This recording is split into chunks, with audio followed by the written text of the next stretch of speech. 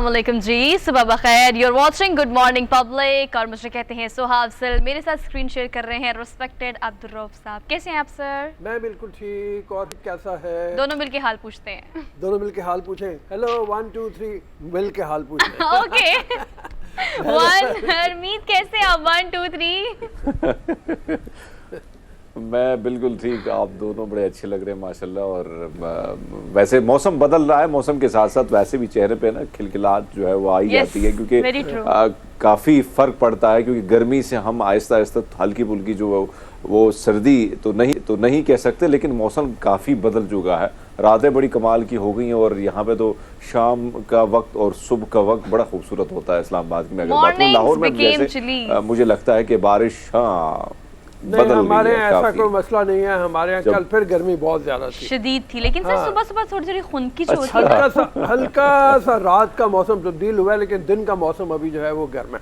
खैर, सियासत का मौसम किस रंग का जा रहा है, हमने उसकी बात करनी है। सर जो एक हैकर है, उसने नाम निहाद हैकर, मैं तो कहना चाहूँगा, उसने फिर धमकी दी है कि मैं इमरान खान की बहुत सारी ऑडियो और वीडियो लीक्स करूँगा। वो जनाब मुख्तलिफ चैनल भी उसको चला रहे हैं, अखबारात में भी मैं देख रहा था, और वो इमरान खान साहब के पीछे पड़ा हुआ है। वो कह रहा है कि मुझे बुशरा बीबी ने भी डायरेक्शन दी। वो बल्कि ये भी कह रहा है उससे पहले कि जनाब मेरे पास ऐसी ऑडियो लीक्स हैं जिसके मुताबिक इमरान खान ने बुशरा बीबी को घर से निकाल दिया था थप्पड़ मार के, और वो बहुत अरसा लाहौर में अपनी एक सहेली के घर रहीं, और वो उनको आने नहीं दे रहे थे। बड़ी मुश्किल से उनकी वापसी हुई है और वो नौबत तलाक तक पहुंची हुई थी। ये भी कह रहा है कि इससे पहले बुशरा बीबी के घर वालों ने या बुशरा बीबी ने अप्रोच किया था किसी और सियासतदान को शादी के लिए, उसने इनकार कर दिया। नाम उसने कहा मैं बताऊंगा, नाम अभी उसने नहीं बताया। अब मुझे नहीं मालूम ये नाम निहाद हैकर है। सब इस हैकर के हवाले से थोड़ी सी मैं भी डिस्कशन करना चाहूँगा। जी जी। गुज़िश्ता हफ्ते जब ये मामला बड़े उरूज पर थे और जुम्मे का दिन दिया गया था और लोग यही इंतज़ार कर रहे थे कि जुम्मे की नमाज के बाद बहुत सारी ऑडियो जो हैं वो लीक हो जाएंगी, लेकिन मामला जो है उससे कबल जुमरात और वेडनेसडे के दिन तय हो चुकी थी। ये खबर मैं आपके साथ शेयर कर रहा हूँ। मामला हुकूमत की जानिब से या कुछ हसास इदारों की जानिब से तय हो चुकी थी, और उसमें जो हुकूमत के हवाले से, यानी आज की जो हुकूमत बैठी है, इसके हवाले से जो ऑडियो थी उनको साइड पे कर दिया गया। जो खान साहब के दौर की ऑडियो है अब उसी पर गेम खेली जाएगी, और इसमें कोई शक नहीं कि हुकूमत ये गेम खेल रही है। हैकर जो है उसके साथ क्या हुआ वो एक अलग स्टोरी है, लेकिन इस वक्त जो ऑडियो की पूरी टेप है वो हुकूमत के पास है, तमाम तर इदारों के पास पहुंच चुकी है, और उसके साथ अब कैसे खेलना है। और ख़ास कर ये अब आपको मैं टेलीविज़न के थ्रू तमाम तर नाज़रीन को बताते चले कि जो ऑडियोज़ आएंगी भी तो उसको कोशिश ही की जाएगी हर ऑडियो में इमरान खान साहब के साथ उसको जोड़ा जाएगा, और वही कुछ सर ये इंकशाफात बहुत बड़े-बड़े हैं और इतनी बड़ी-बड़ी बातें आपने जो हरमीत बताया और अब्दुल रऊफ साहब आपने जो बताया, वो अगर उनमें से कोई एक चीज़ भी बाहर आ जाती है तो it will be a blast. लेकिन हसासदारों की आप बात कर रहे हैं तो हम एक खबर बड़ी अहम ये भी है सर, आर्मी चीफ ने कल बाकायदा तौर पर ये ऐलान कह सकते हैं इसको, या इसको क्लैरिफिकेशन भी कह सकते हैं, बाकायदा तौर पर उन्होंने कहा कि हम सियासत से बहुत दूर हैं। वो खिताब कर रहे थे एक सिर्फ वाशिंगटन में एक प्राइवेट सेरेमनी में थे, उन्होंने कहा कि मैं अपनी मुद्दत पूरी करूंगा और यही मुद्दत पूरी करूंगा, उसके बाद रिटायर हो जाऊंगा। हाँ, ये बड़ी इंपॉर्टेंट मतलब उनके हवाले से एक आई है जो आप कह लें मुख्तलिफ अफवाहें उड़ रही थी कि आर्मी चीफ को एक्सटेंशन मिलेगी या आर्मी चीफ कौन होगा उस हवाले से, और आर्मी का रोल क्या होगा। उन्होंने बड़ा क्लियरली ये कहा कि आर्मी सियासत से दूर है और दूर ही रहेगी। अब बहुत दूर है, बिल्कुल। हाँ, उन्होंने कहा दूर रहेगी, और उसके मामले में अपने बारे में भी उन्होंने कह दिया कि मैं अब रिटायरमेंट लूँगा और घर जाऊँगा और मैं एक्सटेंशन नहीं लूँगा। इस हवाले से सलमान अवान साहब हमारे ब्यूरो चीफ हैं पब्लिक न्यूज़ के इस्लामाबाद में, उनसे चल के बात करते हैं। अस्सलाम, सलमान से शायद राब्ता भी नहीं हुआ तो राब्ता भी हो जाएगा। एक सिफारत पाकिस्तानी सिफारत खाने में वो थे, एक सेरेमनी थी और गैर रस्मी उन्होंने गुफ्तगू की, और गैर रस्मी गुफ्तगू में उन्होंने इंटरेक्शन करके कहा कि भी मैं ऑलरेडी अपनी मुद्दत जो है वो पूरी करना चाहता था, लेकिन अब तो ये कन्फर्म्ड है कि मैं अपनी मुद्दत पूरी करूँगा और बाकायदा रिटायर्ड हो जाऊँगा और घर चला जाऊँगा। और सियासत को बार बार सर इससे पहले भी कई दफ़ा स्टेटमेंट्स आ चुकी हैं, अपने प्रोग्राम के आगाज़ में कई दफ़ा हम स्टेटमेंट्स के बारे में बात कर चुके हैं, लेकिन अब ये स्टेटमेंट बड़ी क्लियरली उनकी तरफ से आई है। सलमान से रब्ता बहाल हुआ है। सलमान बताएगा स्टेटमेंट के हवाले से मजीद। जी बिल्कुल चीफ ऑफ आर्मी स्टाफ जो हैं वाशिंगटन का सरकारी दौरा कर रहे हैं और ISPR की जानिब से स्टेटमेंट जारी किया गया था उनकी मुलाकातों के बारे में, लेकिन जो हमें गैर रस्मी गुफ्तगू उनकी सामने आई है, पाकिस्तानी सिफारत खाने में आर्मी चीफ ने उनके लिए एक लंच का एहतमाम किया गया था। उस लंच के मौके पर आर्मी चीफ ने, जो वहाँ पर लोग मौजूद थे, पाकिस्तानी डिप्लोमेट्स मौजूद थे, उनके साथ गुफ्तगू करते हुए आर्मी चीफ ने बड़ी ही इंपॉर्टेंट बातें की। सबसे इम्पोर्टेंट बात तो डेफिनेटली यही है कि उन्होंने अपनी जो रिटायरमेंट है उसके हवाले से सूरत हाल को मजीद क्लियर कर दिया है। हालांकि अगर हम याद करें तो कुछ अर्से पहले, कुछ माह पहले भी DG ISPR ने आर्मी चीफ की जानिब से बड़े दो टोक अंदाज के अंदर ये बात वाजे की थी कि आर्मी चीफ मजीद एक्सटेंशन नहीं लेंगे और उनकी जो सेकंड टर्म है जब वो कंप्लीट होगी उसके बाद वो रिटायरमेंट ले लेंगे। तो आज आर्मी चीफ के हवाले से भी ये बात दोबारा आर्मी चीफ ने एक गुफ्तगू हम कह सकते हैं कि हो रही थी, जो वहाँ पर पाकिस्तानी सिफारत खाने में तकरीब या लंच का एहतमाम किया गया था उनके लिए। उस मौके पर गुफ्तगू करते हुए उन्होंने आर्मी चीफ ने वाज़ेह किया है कि वो अपनी सेकंड टर्म कंप्लीट होने के ऊपर, जो कि तकरीबन 2 माह में कंप्लीट हो जाएगी नवंबर में, तो उसके बाद वो रिटायर हो जाएंगे और अपना जो, जैसे कि उन्होंने पहले वादा किया था, उसके बाद वो घर चले जाएंगे। दूसरी, उन्होंने पूरी कौम को यकीन दहानी करवाई है कि पाकिस्तान की मुसल्लह अफवाज ने खुद को सियासत से अलग कर लिया है, पाकिस्तान की मुसल्लह अफवाज सियासत से दूर हैं और मुस्तकबिल में भी सियासत से दूर ही रहेंगी। तो ये दोनों बड़ी इंपॉर्टेंट बातें हैं आर्मी चीफ के हवाले से सामने आई हैं। न्यूट्रल या ए पॉलिटिकल रहने की बात की गई है। पाकिस्तान की सियासी जो मुसल्लह अफवाज हैं उनकी कहना है कि सियासत से वो दूर हैं और दूर ही रहेंगे। अच्छा सलमान, ये बताओ कि इसके बाद ये जो चेमगोइयाँ हैं, ये जो अफवाहें हैं, ये उम्मीद है दम तोड़ देंगी और इमरान खान साहब को भी थोड़ा सा सुकून आ जाएगा इसके बाद कि वो जो आर्मी चीफ मौजूदा के हवाले से वो बातें कर रहा था। जी, आर्मी चीफ के एक्सटेंशन के हवाले से बातें जो है मेरा ख्याल है खान साहब ही कर रहे हैं, क्योंकि जो हम DG ISPR का ऑफिशियल मौकफ था, पहले भी आर्मी चीफ के रिटायरमेंट के हवाले से वो स्टैंड कर रहा था और आज आर्मी चीफ के हम कह सकते हैं कि आर्मी चीफ ने खुद भी यही बात दोहराई है और अपना जो उनका प्लेज था उसको उन्होंने दोहराया है, उसको अज़म का यादा किया है कि वो रिटायरमेंट ले लेंगे। तो ये एक्सटेंशन की बातें जो हैं वो ज्यादातर हम ओपनली पब्लिकली खान साहब के मुंह से ही सुन रहे थे और खान साहब का ये कहना था कि जब तक नया इलेक्शन नहीं हो जाता है, नई गवर्नमेंट यानी उनकी गवर्नमेंट, क्योंकि वो समझते हैं कि वो इस कदर पॉपुलर हैं कि अगली गवर्नमेंट भी उनकी होगी और नया आर्मी चीफ इमरान खान समझते हैं कि सिर्फ और सिर्फ उन्हें लगाने का हक है और वो ही लगाएंगे वजीर आजम बन के। तो आर्मी चीफ ने ये इमरान खान ने ये बात की थी कि वो समझते हैं कि आर्मी चीफ को, मौजूदा आर्मी चीफ को नए आर्मी चीफ की अपॉइंटमेंट तक जो है एक्सटेंशन दी जानी चाहिए। तो ये इमरान खान की तरफ से ही बात सामने आई थी। इसका ऑफिशियली हुकूमत की जानिब से या फौज की जानिब से, ISPR की जानिब से इस हवाले से कोई बात नहीं की गई थी। ISPR का मौकफ जो पहले था आर्मी चीफ की रिटायरमेंट के हवाले से, आर्मी चीफ ने उसी मौकफ को दोहराया है और हमें समझना चाहिए कि कम अज कम एक्सटेंशन के हवाले से जो चहमगोइयां हैं, एक्सटेंशन के हवाले से जो हम बातें सुनते हैं, अब उनका खात्मा हो जाना चाहिए और अब हमें ये बात तवक्को रखनी चाहिए कि नए आर्मी चीफ की अपॉइंटमेंट जो है वो आइन के मुताबिक, जो प्राइम मिनिस्टर ऑफ पाकिस्तान का है, जो भी प्राइम मिनिस्टर ऑफ पाकिस्तान के ओहदे के ऊपर, कुर्सी के ऊपर विराजमान होगी नवंबर के एंड में, वही नई आर्मी चीफ को अपॉइंट। ठीक है Salman, thank you so much for updating us. और सब ने बार बार इस बात पे एम्फसाइज़ किया कि जितनी भी चहमगोइयाँ चल रही थी अब वो क्लियर हो जानी चाहिए एक्सटेंशन के हवाले से। सियासतदान ये जहाँ जिस प्लेटफॉर्म पर ये बात हो रही थी, अब उन्होंने अपने बाकायदा तौर पर खुद कह दिया, खुद क्लियर कर दिया, तो it should be clear now.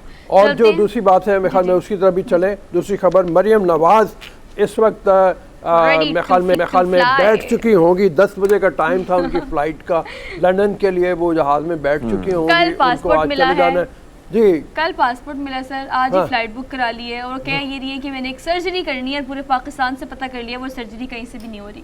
ठीक है, अभी थोड़ी देर पहले वो एयरपोर्ट पहुंची थी और उनके हवाले से यही है कि वो लंदन में जाके अपने वालिद साहब से मुलाकात करेंगी। उसके बाद 2 हफ्ते उनका क़याम होगा तकरीबन लंदन में, फिर वो पाकिस्तान की तरफ वापस आएंगी।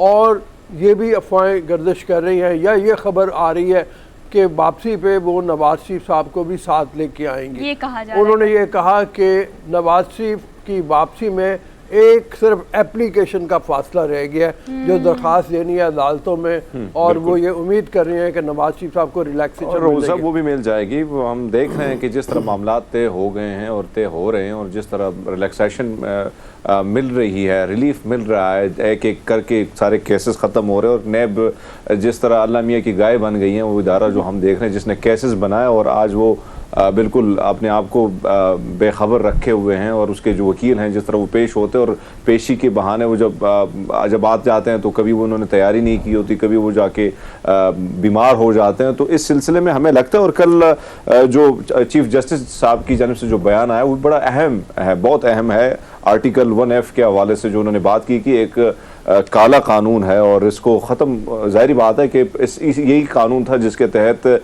मियां मोहम्मद नवाज शरीफ साहब को जो है वो नाअहल कर दिया गया था ताहयात। लेकिन कल ये बयान जो है ये एक अहम मोड़ जो है आ गया है सियासत में, और किसी भी वक्त इस पर भी बहुत सारे सियासतदान जो है अमल दरामद भी करेंगे, क्योंकि आपको एक क्लू मिल गया है, तो ये भी बड़ा फ़ायदा पहुँचा सकता है नवाज शरीफ साहब को। और आपने जो बात की कि प्लानिंग तकरीबन मुकम्मल हो चुकी है, नवाज शरीफ साहब, मरियम नवाज साहब तो सर्जरी का, जाहिर बात है सर्जरी भी उन्होंने करनी है, और हमेशा हमारे पॉलिटिशियन को बीमार होना पड़ता है लंदन जाने के लिए, लेकिन प्लानिंग पूरी तैयार हो चुकी है और मियां नवाज शरीफ साहब जो हैं आएंगे, भरपूर तरीके से उनका लाहौर एयरपोर्ट पर इस्तकबाल किया जाएगा। ये खबरें गर्दिश कर रही हैं। जी बिल्कुल ठीक है। मेरे ख्याल में हम चलते हैं रनडाउन की तरफ, क्योंकि बहुत सी खबरें ऐसी हैं जिनको हमने आगे चल के बात करना है। अभी हमारा रनडाउन क्या है, आज का टॉप स्टोरीज क्या है उसकी बात करते हैं। टॉप स्टोरीज में हम सबसे पहले आपको बताएंगे कि शहबाज शरीफ यानी हमारे प्राइम मिनिस्टर की जानिब से ये स्टेटमेंट आई है कि इमरान खान की मुसल्लह अफवाज के खिलाफ मुहिम का मकसद अपनी हिमायत पर मजबूर करना है। और जवाब में इमरान खान साहब कहते हैं कि मेरी ज़ाती दुश्मनी किसी से नहीं है, मैं सिर्फ इस मुल्क का भला चाहता हूँ। हम इसको डिटेल में डिस्कस करेंगे आज की टॉप स्टोरीज में। इसके अलावा आप जानते हैं कि ईद मिलादुन्नबी सल्लल्लाहु अलैहि वसल्लम का इस वक्त आप देख रहे हैं हर जगह तैयारियां बाकायदा तौर पर जारी हैं, और क्या इस वक्त समा है हर गली मोहल्ले में और किस तरह से तैयारियां की जा रही हैं, ये आपको अपडेट करेंगे हमारे कॉरेस्पॉन्डेंट मुख्तलिफ इलाकों से। इसके अलावा सर लाहौर में पहले एडवांस्ड अर्जेंट केयर क्लिनिक का आगाज़ कर दिया गया है। ये क्लिनिक क्या है, आप इसे कैसे मुस्तफ़ीद हो सकते हैं, आज के रनडाउन में आपको इस हवाले से भी अपडेट करेंगे। और इसके अलावा आज आप जानते हैं कि आज के दिन की मुनासबत से पूरी दुनिया में पाकिस्तान समेत टीचर्स डे मनाया जा रहा है। बचपन में तो बहुत शौक था हरमीत इसको सेलिब्रेट करने का, टीचर्स को बुकेज देने का, टीचर्स को फ्लावर्स देने का, चॉकलेट्स देने का। अब आज के बच्चे से कैसे सेलिब्रेट करते हैं इसको भी हम जरा जान लेंगे और डिस्कस करेंगे। इसके अलावा मुल्क में महंगाई का बढ़ता तूफान, जिसके बारे में हमने बारहा अपने प्रोग्राम में जिक्र किया है, लेकिन ये ग्राफ ऊपर से ऊपर ही जाता जा रहा है। तो बढ़ती महंगाई को कैसे कंट्रोल करना है, अगर डॉलर नीचे आ रहा है तो मेशत क्यों कंट्रोल नहीं हो रही, इस पर भी हम डिटेल में बात करेंगे। Let's talk about daily dose. जी जनाब, उसकी पहली खबर ही बड़ी मजे की है, इतनी इंटरेस्टिंग सर। इसको खबर को बताने से पहले मैं बताती हूँ सर कि मैं जब गिलगित बल्तिस्तान गई तो वहाँ पर ना, वहाँ के जो शहरी हैं उन्होंने मुझे कहा कि यहाँ पे सारे गधे खत्म हो गए। मैंने कहा क्यों? कहते हैं कि यहाँ पर सर आपको पता है शारा कराकरम बनाई, उसके बाद खुलराब पास है, और उसके अलावा वहाँ पर बहुत सारे डैम बन रहे हैं, तो वो जो वहाँ चाइनीज है ना सर, वो सारे गधे खा गए। अच्छा वहाँ के शहरियों ने जब मुझे ये बताया मैं तो हैरान हो गई। अच्छा अब खबर बताती हूँ आपको। खबर ये है कि चीन, और आपकी बात दुरुस्त है सोहा, मेरे इलाके में भी डैम बन रहा था, और मुझे याद है वहाँ पे भावले कुत्ते जो है बहुत ज्यादा थे, और इसके साथ साथ बहुत सारी चीजें ऐसी थी जो जिससे देख के भी हमें खौफ आता था।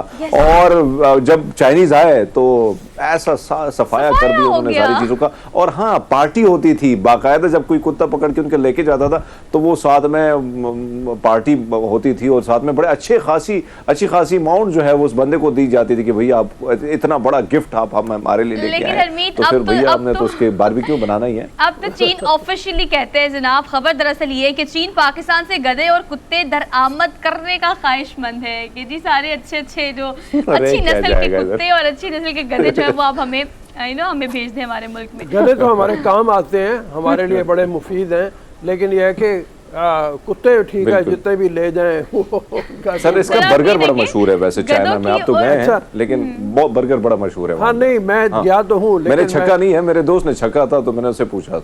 अच्छा मैं मतलब यह है कि जब चाइना गया था तो मैं तो अपने आप को वेजिटेरियन डिक्लेयर करके सिर्फ सब्जी दाल वगैरह खाने तक महदूद रहा। मैंने कहा पता नहीं क्या खिला देंगे मुझे, या मतलब नाश्ता भी मैं करता था तो बिस्किट चाय में डबो के, और बस वो उस हद तक बहुत डर लगता था। वहाँ तो हर रेंगने वाली चीज वो खा जाते हैं। लेकिन सर ये जो तस्वीर हम दिखा रहे थे जरा दोबारा से दिखाएं, मुझे लगता है कि चीन जाने से पहले गधों और कुत्तों ने दोस्ती कर ली है। आप देखें सारी की सारी तस्वीर हमारी जो पूरी टीम ने निकाली है वो कितनी इंटरेस्टिंग है। देखिए पता है कुर्बानी का बकरा हमने उधर एक साथ बनना ही है, तो यहीं पे दोस्ती कर लेते हैं। बिल्कुल ठीक लेकिन है। सर ऑफिशियली बात करें, सेनेट की कायमा कमेटी बराए कांग्रेस का इजलास हुआ, उसमें जो है ना वो डिस्कशन हुई है, उनकी बड़ी ख्वाहिश का इजहार कर रहे हैं चीन जो है क्या इम्पोर्ट किया जाए। और वैसे भी सर उनकी मार्केट आपको पता है, चीन जो है गोश्त बरामद करने वालों में से एक बड़ी मार्केट है उनकी, तो ये इस तरह से अच्छी कोलैबोरेशन हो सकती है अगर पाकिस्तान के साथ की जाए। वैसे भी सर गधे बड़ी तादाद में थे पाकिस्तान में, मुझे लगता है अब इतने ज़्यादा नहीं हैं। और गधों के बारे में एक और बात की जाती है, पता नहीं अब आप लोगों ने सुनी है कि नहीं सुनी, गधे का बच्चा बहुत प्यारा लगता है सर। हाँ, वो हमारे ज़माने में कहा करते थे कि बच्चा जो है ना वो तो गधे का भी प्यारा होता है, अंग्रेज का बच्चा भी बड़ा प्यारा होता है, वो कहते हैं गधे का भी प्यारा होता है, बहुत प्यारा दो लगता है। बच्चे बड़े प्यारे होते हैं। खैर अगली खबर की तरफ चलते अगली हैं। खबर की तरफ चलते हैं। अगली खबर ये कि स्पेन में इंसानी टावर बनाने का सबसे बड़ा मुकाबला हुआ। बेसिकली एक मुनफरद मुकाबला था जहाँ पर बुल फाइटिंग का मैदान जो है सर उन्होंने भर दिया और कंपटीशन था कि इंसानी टावर बनाने हैं। और स्पेन में सर इतवार के रोज़, संडे के रोज़ ये एक फेस्टिवल काइंड ऑफ एक्टिविटी थी जिसमें लोगों ने पार्टिसिपेट किया। और 40 टीमों में सर इसमें सब जर्सी पहनी थी और टीम ने सबसे ऊंचा टावर बनाया खुद मिलके। वो माय गॉड, ये डेंजरस भी बहुत है सर। हाँ, एक दूसरों के ऊपर चढ़ के बहुत इंसानी टावर। ज़्यादा प्लानिंग की ज़रूरत है, बहुत ज़्यादा बैलेंस की ज़रूरत है। और मैंने हिंदुस्तान की बहुत सी फिल्मों में या मतलब डॉक्यूमेंट्रीज में देखा है, वो भी बनाते हैं। Exactly। और वो नारियल फोड़ बल्कि के मैंने ऊपर लाइव देखा है रोज साहब। अच्छा, कहाँ पे हरमीन? मैंने देखा है। और हिंदुस्तान में ये इंडियन जहाँ पे मैं तमिल इंडियन जितने भी हैं तो उनको मैंने देखा है, ये बहुत मुश्किल काम है। और इंडिया में बड़ा काफी फेमस है, घड़ी होती है उसको तोड़ना होता है, तो वो पूरा मीनार, इंसानी मीनार बनाया जाता था और उसको पूरा, नहीं नारियल तो नहीं है, घड़ी होती है, हाँ इस किस्म की चीज, लेकिन वो मटका सा होता है, मट्टी का मटका होता है, उसमें पानी भरा होता है और उसमें फ्लावर्स मुख्तलिफ किस्म के जो उनके मुतबरिक फ्लावर्स हैं उसी में डाले होते हैं। और उसको तोड़ने के लिए एक शख्स जो है वो मीनार की सूरत में ऊपर जाता है, इंसानी मीनार की सूरत में। तो ये चीज़ मैंने बड़ा मुश्किल काम है मेंटेन करना बैलेंस को। और कई दफ़ा वो गिर भी जाते थे, कई दफ़ा गिर के दोबारा चढ़ना बड़ा मुश्किल काम हुआ करता था, लेकिन बड़ा मज़े का, और लोग एंटरटेन बहुत करते थे, साथ साथ मौसीकी भी चलती थी। तो ये चीज़ मैंने खुद देखी और बड़े मज़े की होती है वैसे। लेकिन हमने स्पेन में देखा तो मैं तो पढ़ के भी हैरान हो गया। हाँ, स्पेन में बहरहाल ये मुकाबला हुआ और बड़ा पॉपुलर है ये, पता नहीं कई 100 सालों से कह रहे हैं इस तरह का मुकाबला चल रहा है। ज़माना कदीम से लोग इस तरह से इकट्ठे होते हैं और टावर बनाते हैं। और जैसे मैंने कहा कि बैलेंस कायम करना बड़ा मुश्किल काम है भाई, इसको इतनी ऊंचाई तक लेके जाना।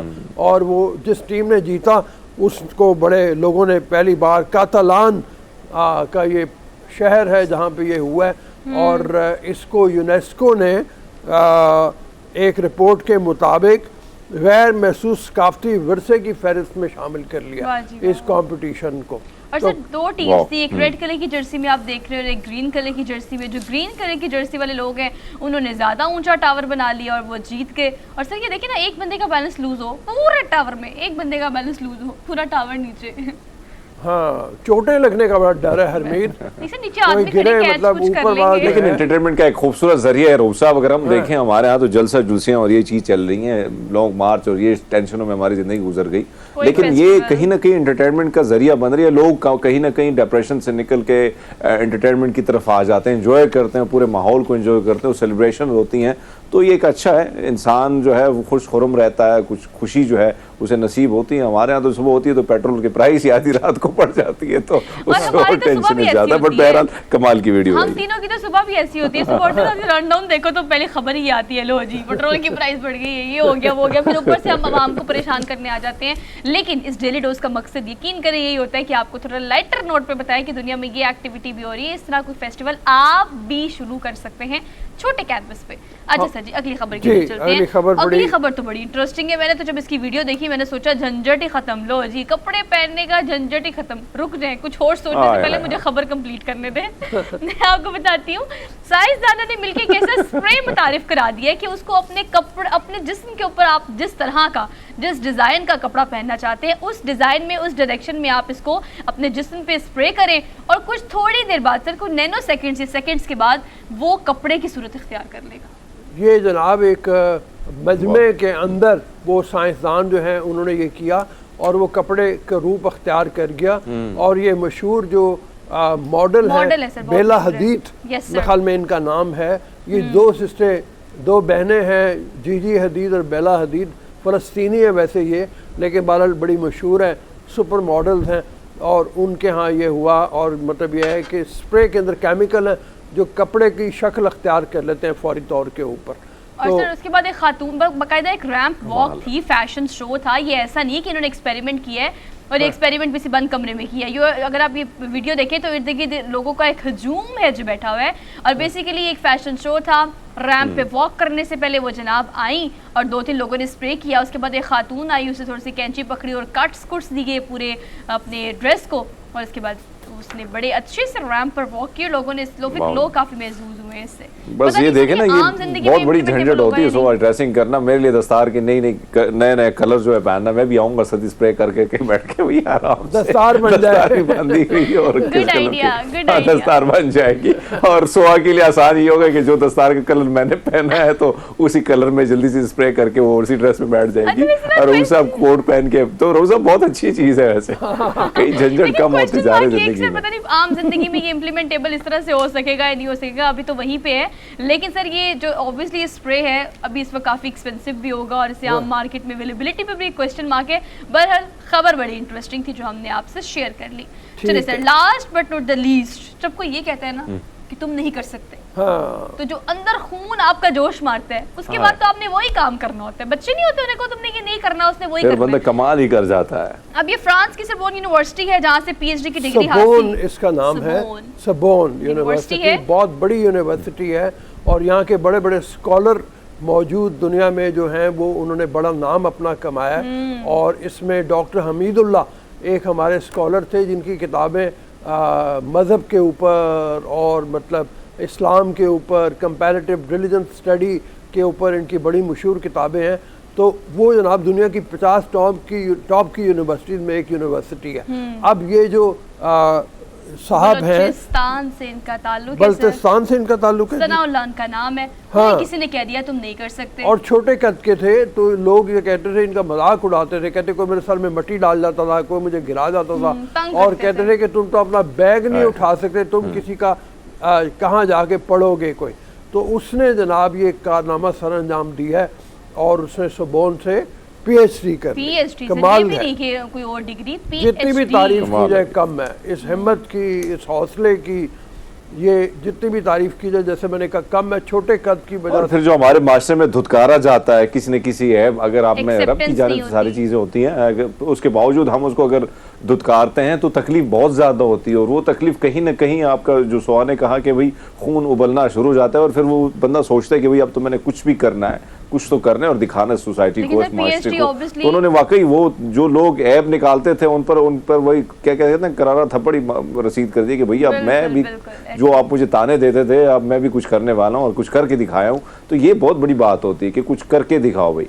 सर पहली बात तो एडमिशन, फिर वहाँ स्टडीज़, ऑब्वियसली पीएचडी करने में एक टाइम लगता है, फिर आपका थीसिस होता है और वो बाकायदा इतना अरसा लगा होगा, उसके बाद इजीली वो अपने आप को अब जाकर प्रूव कर सके हैं। और ऊपर से ताल्लुक भी बलूचिस्तान से हो सर, वहाँ पे तो आप ज़्यादा देखते हैं कि लोगों का नज़रिया काफ़ी तंग होता है इस लिहाज से। लेकिन ऑल दो अच्छा काम था जो किया पाकिस्तान के लिए क्रेडिट की बात है। हमने एक ब्रेक लेनी है, ब्रेक के बाद हम आते हैं वापस। आप देखते रहिए गुड मॉर्निंग पब्लिक।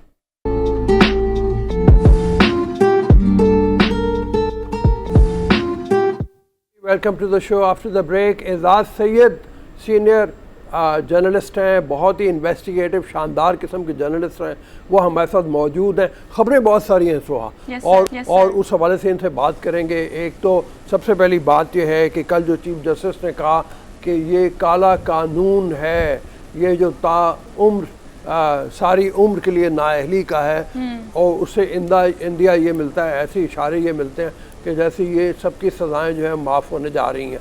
तो इस हवाले से भी बात करेंगे। फिर एक और बात, जो इमरान खान का मुसल्लह फ़ौज के ख़िलाफ़ मुहिम जो है उसका मकसद क्या है, क्या वो अंडर प्रेशर लाना चाहते हैं।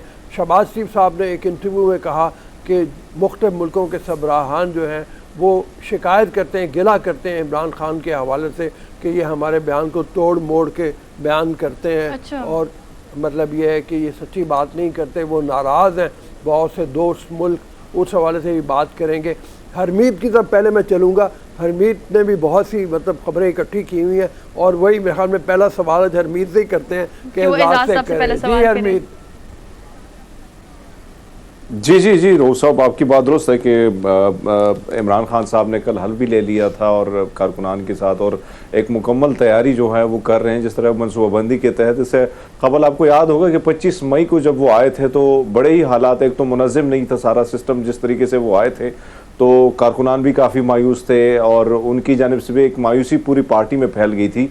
लेकिन अब जी एजाज सैयद साहब, आवाज़ आ रही है आपको? हरमीत साहब, मुझे आपकी आवाज नहीं आ रही।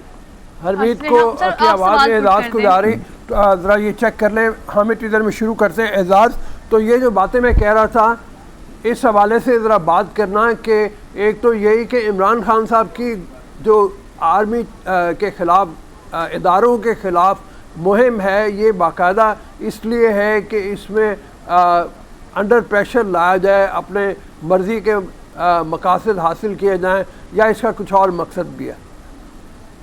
रऊफ साहब, बहुत बहुत शुक्रिया। रऊफ साहब, मेरे ख्याल में इमरान खान साहब की जो स्ट्रेटजी है ना, वो रिवॉल्व कर रही है 3 बेसिक चीजों के ऊपर। एक ये है कि उनको इलेक्शन लड़ने दिया जाए, उनके रास्ते में कोई रुकावट ना हो। दूसरी उनकी ये है कि जो इलेक्शंस हैं उसमें किसी किस्म की जो रूलिंग अलायंस है उसको किसी किस्म की सपोर्ट ना हो। और तीसरा सबसे इम्पोर्टेंट बात है कि इमरान खान साहब चाहते हैं कि जो आर्मी चीफ की अपॉइंटमेंट का डिसीजन है वो उसके ऊपर असरअंदाज होना चाहते हैं। जो तरीकाकार मुरवजा है वो उससे हटना चाहते हैं। वो समझते हैं कि अगले इलेक्शन वो जीत जाएंगे अगर ये पहली 2 शराइत हो जाती हैं तय। तो ये 3 बेसिकली उनके मकासद है, और इन 3 मकासद के हसूल के लिए वो मिलिट्री को, इसके इंटेलिजेंस अदारों को तनकीद कर रहे हैं, और वो ये चाह रहे हैं कि उनका साथ दिया जाए। वो कानून के मुताबिक कोई काम करे तो तब भी, और कानून से हटके भी कोई काम करे तो तब भी। तो बेसिकली ये मिलिट्री और हमारी इस्टेब्लिशमेंट की जो लीडरशिप है उसको इन्फ्लुएंस कर रहे हैं, ताकि ये जो न्यूट्रल का जो पॉलिसी है कि हमने कोई पॉलिटिक्स में अब रोल नहीं लेना, वो इस पॉलिसी को खत्म करें, इमरान खान साहब का साथ दें, और इमरान खान साहब जो है वो फैसला साजी में किरदार अदा करें, चाहे वो अपोजिशन में क्यों नहीं बैठे हुए। तो बेसिकली उनकी स्ट्रेटजी है। सर, और ये गोल कहिएगा उनके ये कि हैपनिंग्स बहुत सारी हैं, बिकॉज हमारे पास सवाल बहुत सारे हैं। कल की लेटेस्ट हैपनिंग ये कि वाशिंगटन में तकरीब से खिताब करते हुए आर्मी चीफ ने ये क्लियर किया है कि एक तो हम सियासत से दूर है, सेकेंडली जिस पर हमने ज़्यादा फोकस किया है कि मैं अपनी मुद्दत पूरी करूंगा और इस टेन्योर के बाद मैं घर चला जाऊंगा, मतलब मैं रिटायरमेंट ले लूंगा। जो इतनी चैमगोइयाँ हर प्लेटफॉर्म पर उनकी एक्सटेंशन को लेके हो रही थी, चाहे उस पर इन्फ्लुएंस इमरान खान का साहब करना चाहते हैं या कोई अभी जो करंट गवर्नमेंट है वो करना चाहती है, अब उनके स्टेटमेंट के बाद चीज़ें कितनी क्लियर हो जाएंगी? क्या दोबारा इस चीज़ के बारे में उतनी बात की जाएगी? बात यह है कि जो आर्मी चीफ हैं जनरल बाजवा, उनके हवाले से तो क्लैरिटी काफी हद तक पहले से मौजूद थी कि वो अपनी वो रिटायर हो जाएंगे। उन्होंने खुद भी कई लोग जो उनसे प्राइवेटली मिले हैं उन्हें बराह रास्त बताया है कि वो किसी भी सूरत एक्सटेंशन नहीं लेंगे। अब जो बात हो रही थी वो हो रही थी कि अगला आर्मी चीफ कौन हो। तो इमरान खान साहब ये चाह रहे थे कि मौजूदा जो मिलिट्री इस्टेब्लिशमेंट है उसके साथ एक ऐसा अंडरस्टैंडिंग पैदा कर ली जाए कि ये मौजूदा जो आर्मी चीफ है इनको कोई 4-5 माह की एक्सटेंशन मिल जाए, और इनकी एक्सटेंशन जब खत्म हो तो बाय दैट टाइम ये दोबारा पावर में आ जाएं और ये दोबारा पावर में आके अपनी पसंद का आर्मी चीफ लगा दें। और इसी वजह से इमरान खान साहब आर्मी चीफ से मिलना भी चाहते थे। और आपको पता है कि जो सदर हैं, सदर ममलिकत, वो आर्मी चीफ के घर गए और उनको उनके घर से लेके वाने सदर में आए और वहां पे उन्होंने मीटिंग करवाई इमरान खान साहब के साथ, जो कि मेरी इत्तला के मुताबिक कोई इतनी खुशगवार उसकी जो एंडिंग है वो नहीं हुई। बिल्कुल ठीक है जी हरमीत, अब देखें आप। अच्छा एजाज सैयद साहब जी, मेरी आवाज आ रही है सर?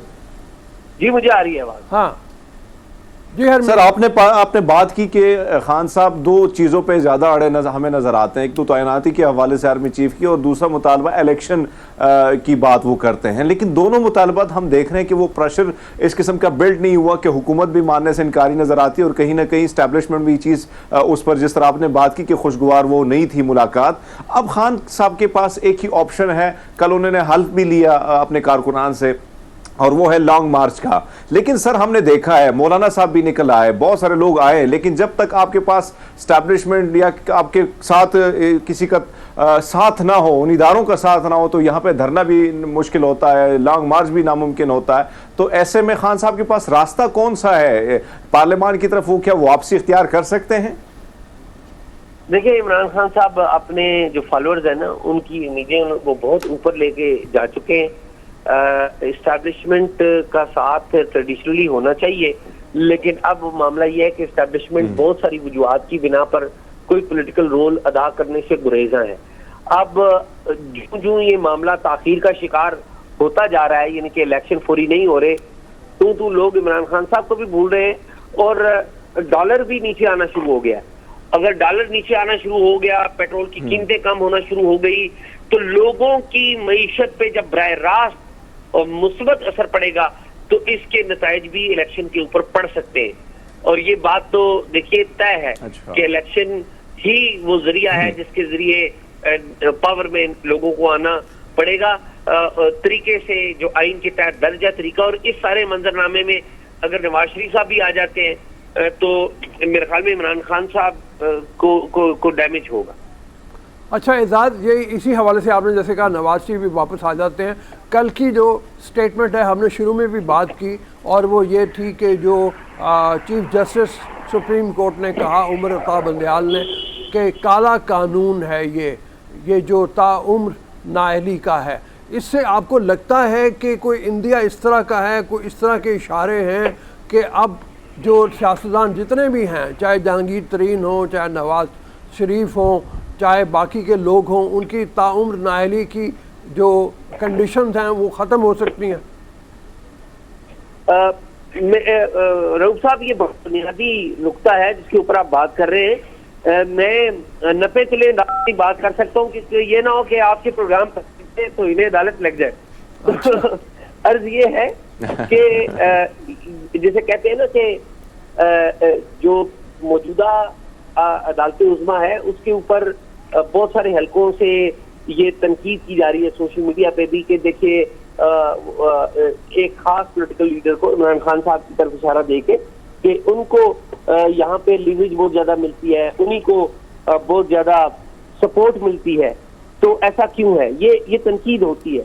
तो अब अदलिया ने जो भी काम कर रहे हैं वो with in the parameters of law करना है, और अगर पैरामीटर्स ऑफ लॉ में ये बात क्लियर होती है कि नवाज शरीफ साहब जो हैं उनको सजा गलत हुई थी और अदलिया वो गलती दुरुस्त कर देती है, तो जो हल्के उन पे तनकीद कर रहे हैं कि ये अदलिया सिर्फ इमरान खान को सहूलत देती है या इमरान खान के लिए एतवार के दिन भी जो है अदालतें खुल जाती हैं, रात को अदालतें खुल जाती हैं, तो फिर वो तनकीद भी खत्म हो जाएगी। तो ये एक कानूनी फैसला होगा, जो भी होगा कानून के दायरे के अंदर रह के होगा। लेकिन बहुत सारी ऐसी बातें हैं जो मैं आपके साथ नहीं कर सकता, लेकिन मैं आपको ये कहूंगा कि वो कहते हैं ना कि कोई तो पहेलियों के दरमियान जिसे ना वो बता सकी सहेलियों के दरमियान, तो ये जो पहेली है ना वो ये पहेली मेरे ख्याल में आने कहने वाली नहीं। अच्छा एजाज, ये बताओ कि कल जो हल्फ लिया, चले हम उस तरफ की बात करते हैं, कल जो इमरान खान साहब ने हल्फ लिया अपने कारकुनों से, उसमें खैबर पख्तूनख्वा के चीफ मिनिस्टर भी थे, उनसे भी, और वो यह कहा कि हम हकीकी आज़ादी के लिए अब जदोजहद करेंगे। तो इसका जवाब हम चाहेंगे, इसकी इम्पोर्टेंस क्या है। एक छोटी सी ब्रेक के बाद वापस आएंगे और एजाज से इसी की बात करेंगे, ये जो हल्फ लिया इसकी इम्पोर्टेंस क्या है।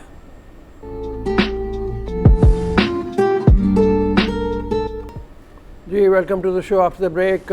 ब्रेक से पहले मैंने एजाज से सवाल उठाया था कि जो इमरान खान साहब ने कल हल्फ लिया है उसकी इम्पोर्टेंस क्या है। तो एजाज, यही सवाल दोबारा आपसे कि इसकी इम्पोर्टेंस आपको कोई लगती है, क्या वो तैयारी कर रहे हैं? बिल्कुल इसकी इम्पोर्टेंस है और इसकी टाइमिंग बड़ी अहम है। और टाइमिंग इसकी वो है जब नया आर्मी चीफ तैनात होने जा रहा होगा पाकिस्तान में। इमरान खान साहब क्रिकेट के मैदान में कहते हैं ना कि आखिरी गेंद पे छक्का लगाना, तो आखिरी गेंद पे छक्का लगाने के चक्कर में, आपको आवाज आ रही है? जी बिल्कुल बिल्कुल जी जी जी जी जी आखिरी गेंद पे छक्का लगाना चाहते हैं। वो आखिरी जो स्पेल है आर्मी चीफ की अपॉइंटमेंट का, उसको कंट्रोवर्शियल करने के लिए की अटेम्प्ट करेंगे और ये बड़ा डिजास्टर होगा, ये बहुत ज्यादा तबाहकुन होगा। इमरान खान साहब को शायद इस बात का एहसास नहीं है कि वो क्या करने जा रहे हैं, क्योंकि इस तरह पाकिस्तान के आइन के साथ खेलना ये बिल्कुल ठीक नहीं है। इसके बड़े बड़े बड़े नुकसानदेह नताइज हो सकते हैं। मेरा ये ख्याल है कि अगर वो आइन और कानून के दायरेकार में रहे तो इसी में उनकी भी भलाई और बाकी सब लोगों की भी भलाई। बिल्कुल ठीक है। Ejaz, thank you very much यार, बानी आपका बहुत शुक्रिया। हरमीत, आपके इलाके में खैबर पख्तूनख्वा से इमरान खान साहब जो हैं वो लोगों को इकट्ठा कर रहे हैं, हल्फ ले रहे हैं, तो आपके क्या मतलब इशारे मिलते हैं वहाँ से कि चढ़ाई करने का इरादा है इमरान खान साहब का, या जो राना सनाउल्लाह ने कहा कि अच्छी तरह से उनकी खातिर करेंगे, उसके बाद पिछले जो वाक़े को ज़हन में रखते हुए वो मौखर कर देंगे? इसको अभी तक डेट तो कोई दे नहीं रहा है। साहब, एक चीज़ तो हम देखते हैं कि खैबर पख्तूनख्वा से 2 दफ़ा उनको मैंडेट मिला, और हमने एक चीज़ देखी है कि अभी भी आप बनीगाला की तरफ जाएं या जिधर भी जाएं, आप सबसे ज़्यादा पख्तून आपको वहाँ पे नज़र आएंगे। और नेशनल ANP, कभी ये क्रेज़ हुआ करता था अवामी नेशनल पार्टी के लिए, लेकिन अब आहिस्ता आहिस्ता हमने देखा कि चारसदा जब वहाँ पे गए, और वो इलाका है जो वली खान, बादशाह खान और उनकी फैमिली का इलाका है, वहाँ पे भी भरपूर किस्म का उन्होंने जलसा किया। मैं कल गया था, यहाँ पे कुछ खंदकें खोदी जा रही थी, जो खंदकें खोद रहे थे तो उनसे मैंने सवाल किया कि भाई ये तो इमरान खान साहब को रोकने के लिए किया जा रहा है, तो वो पठान थे वो जितने भी काम जी। सॉरी हरमीत, टाइम ख़त्म हो रहा है हमारा इस ब्रेक में, तो इजाज़त दीजिए, हम ब्रेक के बाद दोबारा आएंगे आपकी खिदमत में। अचानक ब्रेक के लिए माजरत, लेकिन ये है कि खबरों की ब्रेक है और न्यूज़ देखिए और हम आते हैं ब्रेक के बाद। Keep watching good morning public. जी, welcome to the show after the break. Lahore में पहले एडवांस्ड अर्जेंट केयर क्लिनिक का आगाज़ हो गया है। ये क्या क्या करेगा, किस तरह से पेशेंट को घर बैठे सहूलियात दस्तयाब होंगी, मुमकिन जो दुनिया की आने वाली चीज़ें हैं वो हो जाएंगी। उसकी वजह यह है कि अभी तक तो लोग जो इंटरनेट का उस तरह से फ़ायदा नहीं उठा रहे जिस तरह से उठाया जाना चाहिए। इस हवाले से बात करेंगे। डॉक्टर फैसल हमारे साथ मौजूद हैं और मोहम्मद बिलाल साहब हमारे साथ मौजूद हैं। इनसे डॉक्टर फैसल, आप ही से सबसे पहले शुरू करते हैं। ये कितना, वालेकुम अस्सलाम, कितना एडवांस्ड है, घर बैठे लोगों को क्या सहूलियात होंगी, आप किस तरह से मॉनिटर कर रहे होंगे, और लोगों के लिए कनेक्टिविटी के लिए क्या डिवाइसेस चाहिए होंगे? जी बिल्कुल, शुक्रिया जी बुलाने का आपको। मेरा नाम डॉक्टर फैसल है, मैं मेडिकल डायरेक्टर हूँ उधर ई क्लिनिक पे। ई क्लिनिक हमारा प्रोजेक्ट है कि हम ना हेल्थ केयर में पाकिस्तान में एक चेंज लाना चाहते हैं कि एक बाकी हर चीज़ में इंटरनेट ने, आपके ई कॉमर्स हो गया, हर चीज़ ने तब्दीली लाई है, पर हेल्थ केयर वैसे ही चल रहा है जैसे आज से 50 साल पहले, 100 साल पहले चलता है। आप जाते हो, अपॉइंटमेंट बुक कराते हो, फिर आप ट्रैवल करके आते हो क्लिनिक में, 2 लाइन में लगते हो, सब कुछ होता है। तो हम चाहते थे कि जो चीज़ को इंटरनेट इनेबल कर सकता है, या स्मार्टली, आजकल इंटरनेट ऑफ थिंग्स का ज़माना है, स्मार्ट डिवाइसेस का ज़माना है, तो जितनी चीज़ें इंटरनेट स्ट्रीमलाइन कर सकता है हम कर लें, ताकि लोगों का कीमती वक्त बचे। आजकल वक्त वो हर किसी के लिए ज़रूरी है, तो उसके लिए हमने एक पूरा कुछ नई चीज़ें ट्राई कर रहे हैं अपने क्लिनिक में। ई क्लिनिक जो कि DHA फेज 6 राया फेयरवेज कमर्शियल में है, ठीक है। वहाँ पे हमने एक तो बिल्कुल क्लिनिक को पेपरलेस चलाया, ठीक है। तो रजिस्ट्रेशन से लेके पेशेंट के एग्जिट तक कोई आपको कागज़ पेंसिल या उस पर कागज़ पे प्रिस्क्रिप्शन नहीं मिलती, ना आपको कुछ रसीद निकालने की जरूरत थी। Everything is digital. आपको अगर आप चाहो तो हम प्रिंट आउट भी दे सकते हैं आपके रसीद, आपके प्रिस्क्रिप्शन का, लेकिन आपके ऐप पे भी आ जाता है, आपके ईमेल में भी आ जाता है, आपके SMS पे भी आ जाता है। तो हम चाहते हैं कि वो बिल्कुल पेपरलेस सिस्टम हो, ठीक है। और उसके लिए एक और चीज़, हम ऑब्जेक्टिविटी की तरफ जाना चाहते हैं। ऑब्जेक्टिविटी का मतलब कि अमूमन जहाँ पे ह्यूमन और कंप्यूटर का इंटरफेस हो, डेटा एंट्री एरर्स हो जाते हैं, इस तरह की चीज़ें हो जाती हैं। तो इसके लिए नेक्स्ट चीज़ जो हमने डेवलप की है, वो हम पहले भी करते आ रहे थे, ये स्मार्ट डिवाइसेस की। अब स्मार्ट डिवाइसेस से अब 2 काम हम ले रहे हैं। एक हम काम ले रहे हैं, अब क्लिनिक के अंदर पेशेंट के वाइटल्स लेते हैं, ताकि वो डायरेक्टली जो ही पेशेंट आए उसके वाइटल्स लिए जाए और वो ऑटोमेटिकली डॉक्टर के पास स्क्रीन में चले जाएं, ठीक है, ताकि वो उसकी मुआयना कर सके, उसका प्रिस्क्रिप्शन लिख सके। दूसरा, यही डिवाइसेस लोगों को आप घर पे दे दो तो उन्होंने घर पे जैसे ब्लड प्रेशर लेना है, शुगर लेनी है, अपना पल्स चेक करनी है, बिल्कुल सर नॉर्मली चेक करते हैं, टेम्परेचर चेक करना है, वो करेंगे और इंटरनेट के थ्रू हमारे क्लिनिक में डॉक्टर्स के पास वो लाइव डेटा आ जाता है, तो उससे हम मॉनिटर भी कर सकते हैं आपकी हेल्थ। और मकसद ये होता है, जिसे कहते हैं ना, prevention is better than cure, कि आपकी अगर कोई बीमारी है उसको वर्स होने से बचाना इज बेटर कि वो वर्स हो जाए और आप उसको ट्रीट करें। उसके लिए हम आपको दिखाते हैं, जैसे फॉर एग्जांपल कोई पेशेंट आता है हमारे क्लिनिक में, ठीक है, उसको आके नर्स सिंपली ये थर्मामीटर से उसका एक उसने आपने कह दिया कि थर्मामीटर इज रेडी, आपने उसका टेम्परेचर ले लिया, ऑटोमेटिकली वो सिस्टम ठीक है ले लिए। आप ब्लड प्रेशर लें, आप पल्स ऑक्सीमीट्री लें, आप हार्ट रेट लें, आप जो भी डिवाइसेस यूज करेंगे, ठीक है, उसके आपको ऑटोमेटिकली सिस्टम में चला जाएगा और वो आपके डॉक्टर के पास चला जाएगा। वो देखिए एक पॉपअप करके हमारे ऐप में आ गया कि यानी less than a minute, I mean few seconds में आपके जो है जो वाइटल्स हैं वो चेक होके और डॉक्टर के पास चले गए। बिल्कुल। और यही डिवाइसेस अगर आप घर पे इस्तेमाल करें एज ए पेशेंट, तो जब भी आप ब्लड प्रेशर लेंगे, लेट्स से आपको डॉक्टर कहते हैं कि जी आपको ब्लड प्रेशर की बीमारी है, आप दिन में 2 दफा ब्लड प्रेशर चेक करें, आपने कुछ नहीं करना, आपने सिर्फ ये ब्लड प्रेशर डिवाइस पहननी है, ठीक है, अपने ऐप में लॉगिन रखना है अपने आप को, जो कि एक दफा आप कर लें तो फिर उसको दोबारा करना की जरूरत नहीं होती। एवरी टाइम आप ब्लड प्रेशर लेंगे इधर क्लिनिक में आपके डॉक्टर के पास ब्लड प्रेशर की रीडिंग आ जाएगी। जो ड्यूटी डॉक्टर्स होंगे उसको देख के अगर आपका ब्लड प्रेशर बहुत लो या हाई हो रहा है, आपको या आपके अजीजों को बता सकते हैं कि आपके मरीज के साथ ये हो रहा है, तो अगर आपको अस्पताल जाने की जरूरत हो तो वो भी बता देते हैं, ठीक है। और वैसे भी आप नेक्स्ट टाइम अपने फॉलोअप के लिए आते हैं ना, तो डॉक्टर अगर आपकी खोलते हैं ना हिस्ट्री, तो उसको आपको पिछले 6 महीने की सारी ब्लड प्रेशर रीडिंग्स दिखती हैं, ठीक है। ये एक था कि एक जमाने में हर बंदे को अपने कागज पेंसिल पे लिख के रखनी पड़ती थी, अब ये कि वो सारा सिस्टम डेटा सेव करता है। सिमिलरली आपकी सारी प्रिस्क्रिप्शन सिस्टम में सेव्ड है, आप अगली दफा आपको कोई फाइल लाने की साथ जरूरत नहीं है, आपकी फाइल हमारे सिस्टम पे सेव रहती है, आपकी जितनी भी प्रिस्क्रिप्शंस हैं, जितने भी ब्लड टेस्ट हुए, ये सारा कुछ सेव रहता है। प्लस हम अगेन वही बात कि लोग टाइम बचाने के लिए हम चाहते हैं कि हमारे क्लिनिक में जो पेशेंट आए उसको 60 मिनट्स में एक अच्छा कंसल्ट हो जाए, उसकी प्रिस्क्रिप्शन हो जाए और उसके बेसिक टेस्ट भी हो जाए। सो हमने ये पूरा टर्न अराउंड टाइम रखा हुआ है 60 मिनट्स का, ताकि आप आएँ, अगर आपको लेट्स से डॉक्टर कहता है कि आपको बेसिक ब्लड टेस्ट की जरूरत है या आपको एक्सरे की जरूरत है, तो आप उधर ही बैठे रहे क्लिनिक में और विद इन 20 मिनट्स आपको आके सैंपल भी लिया जाता है, सैंपल रन भी हो जाता है और वो ब्लड टेस्ट पोस्ट भी हो जाते हैं डॉक्टर के लिए सिस्टम पे। तो with in the same single visit आपके ब्लड टेस्ट भी हो जाती है, उनकी रिपोर्ट भी आ जाती है और डॉक्टर उसको देख के आपकी फाइनल प्रिस्क्रिप्शन दे के आपको घर भेज सकता है। अच्छा, आप ये बताइए कि कितनी बीमारियां ऐसी हैं जिनकी ट्रीटमेंट अब इस तरह से आप कर रहे हैं, मतलब जैसे आपने ब्लड प्रेशर का, डायबिटीज़ का, हार्ट की कोई कंडीशंस हैं, और क्या क्या है मतलब जो आप अभी फैसिलिटीज़ दे रहे हैं? तो जी तकरीबन हमारे 80 डिवाइसेस हैं, तो हर तरह का मेडिकल पैरामीटर हम कवर करते हैं। सो ब्लड प्रेशर और blood pressure for blood pressure patients, ठीक है। शुगर पेशेंट्स के लिए एक तो होती है ना फिंगर स्टिक ग्लूकोज मॉनिटर, बिल्कुल। उसके अलावा एक हमारे पास प्रोडक्ट है, उसको कहते हैं कंटिन्यूअस ग्लूकोज मॉनिटर। वो एक पैच होता है जो आप अपने बाजू पे पहन लेते हो 2 हफ्ते, वो हर 3 मिनट बाद आपकी शुगर की रीडिंग देता है, ठीक है। और वो एक आपकी ग्राफ भी बना देता है, उसके ग्राफ करके कि जी इस तरह आपकी पेशेंट की रीडिंग आ रही है, ऊपर नीचे जा रही है। तो वो और भी ज्यादा एडवांस चीज है अगर आपने बिल्कुल एग्जैक्ट अपनी शुगर की कंट्रोल करना है। प्रेग्नेंट औरतों के लिए देयर इज अ इसको कहते हैं सीटीजी, कार्डियोटोकोग्राफी मशीन। वो करती क्या है कि वो स्पेशली लास्ट ट्राइमेस्टर में माँ के पेट के अंदर बच्चे की हार्ट रेट और उसकी यूट्रस की कंट्रैक्शंस को भी मेजर करता है, ठीक है। यूजुअली ये चीज़ की जाती है डॉक्टर के क्लिनिक में एवरी विजिट में, महीने में एक दफ़ा।